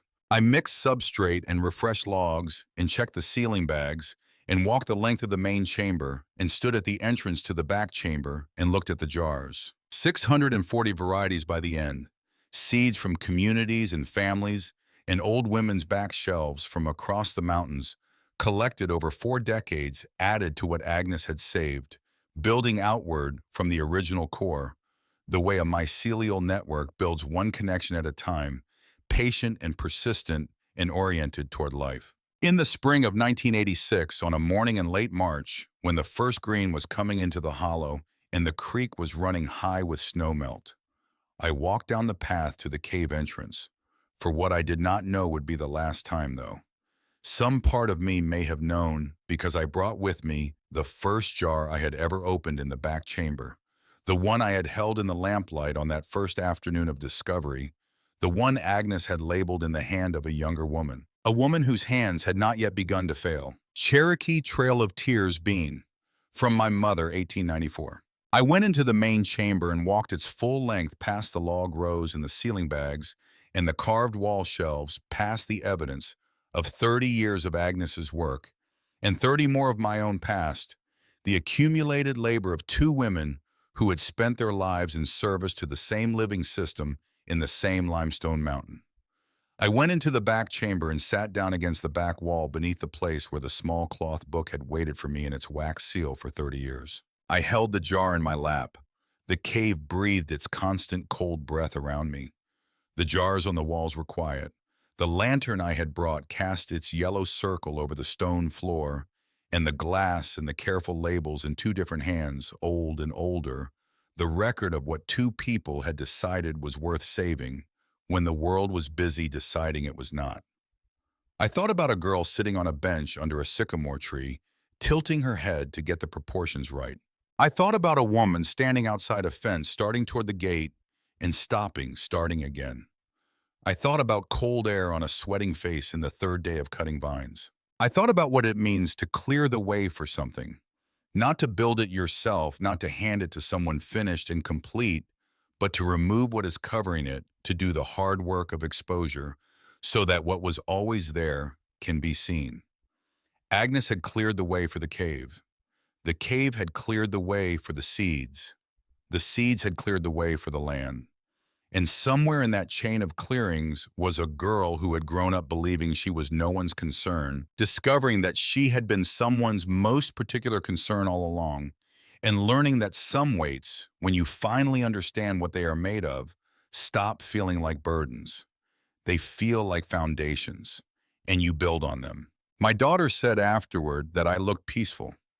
My son said I looked like I was home. Above the cave entrance in the limestone where Agnes had cut her name, in the year in 1913, my children added a second line the spring after I was gone.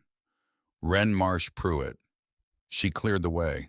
Every March now when the first green comes into Keeney's Creek Hollow and the creek runs high and cold from the snow melt, above families come from across the state to the Agnes Callaway Heritage Seed Festival on the terraces above the cabin. They bring seeds and they take seeds and they trade stories and they plant things in the old terrace ground that smell of mineral soil and mushroom compost and 30 years of mycelium working quietly below the surface. The cave still breathes behind them. The seed bank holds 640 varieties now tended by my granddaughter and a staff of 12. The mushroom operation supplies restaurants across 3 counties.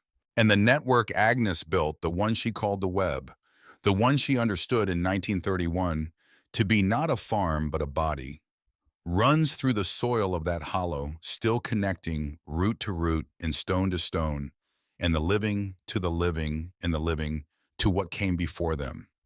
Patient and invisible and persistent, the way only underground things can be doing its work in the dark, asking for nothing except the conditions to continue.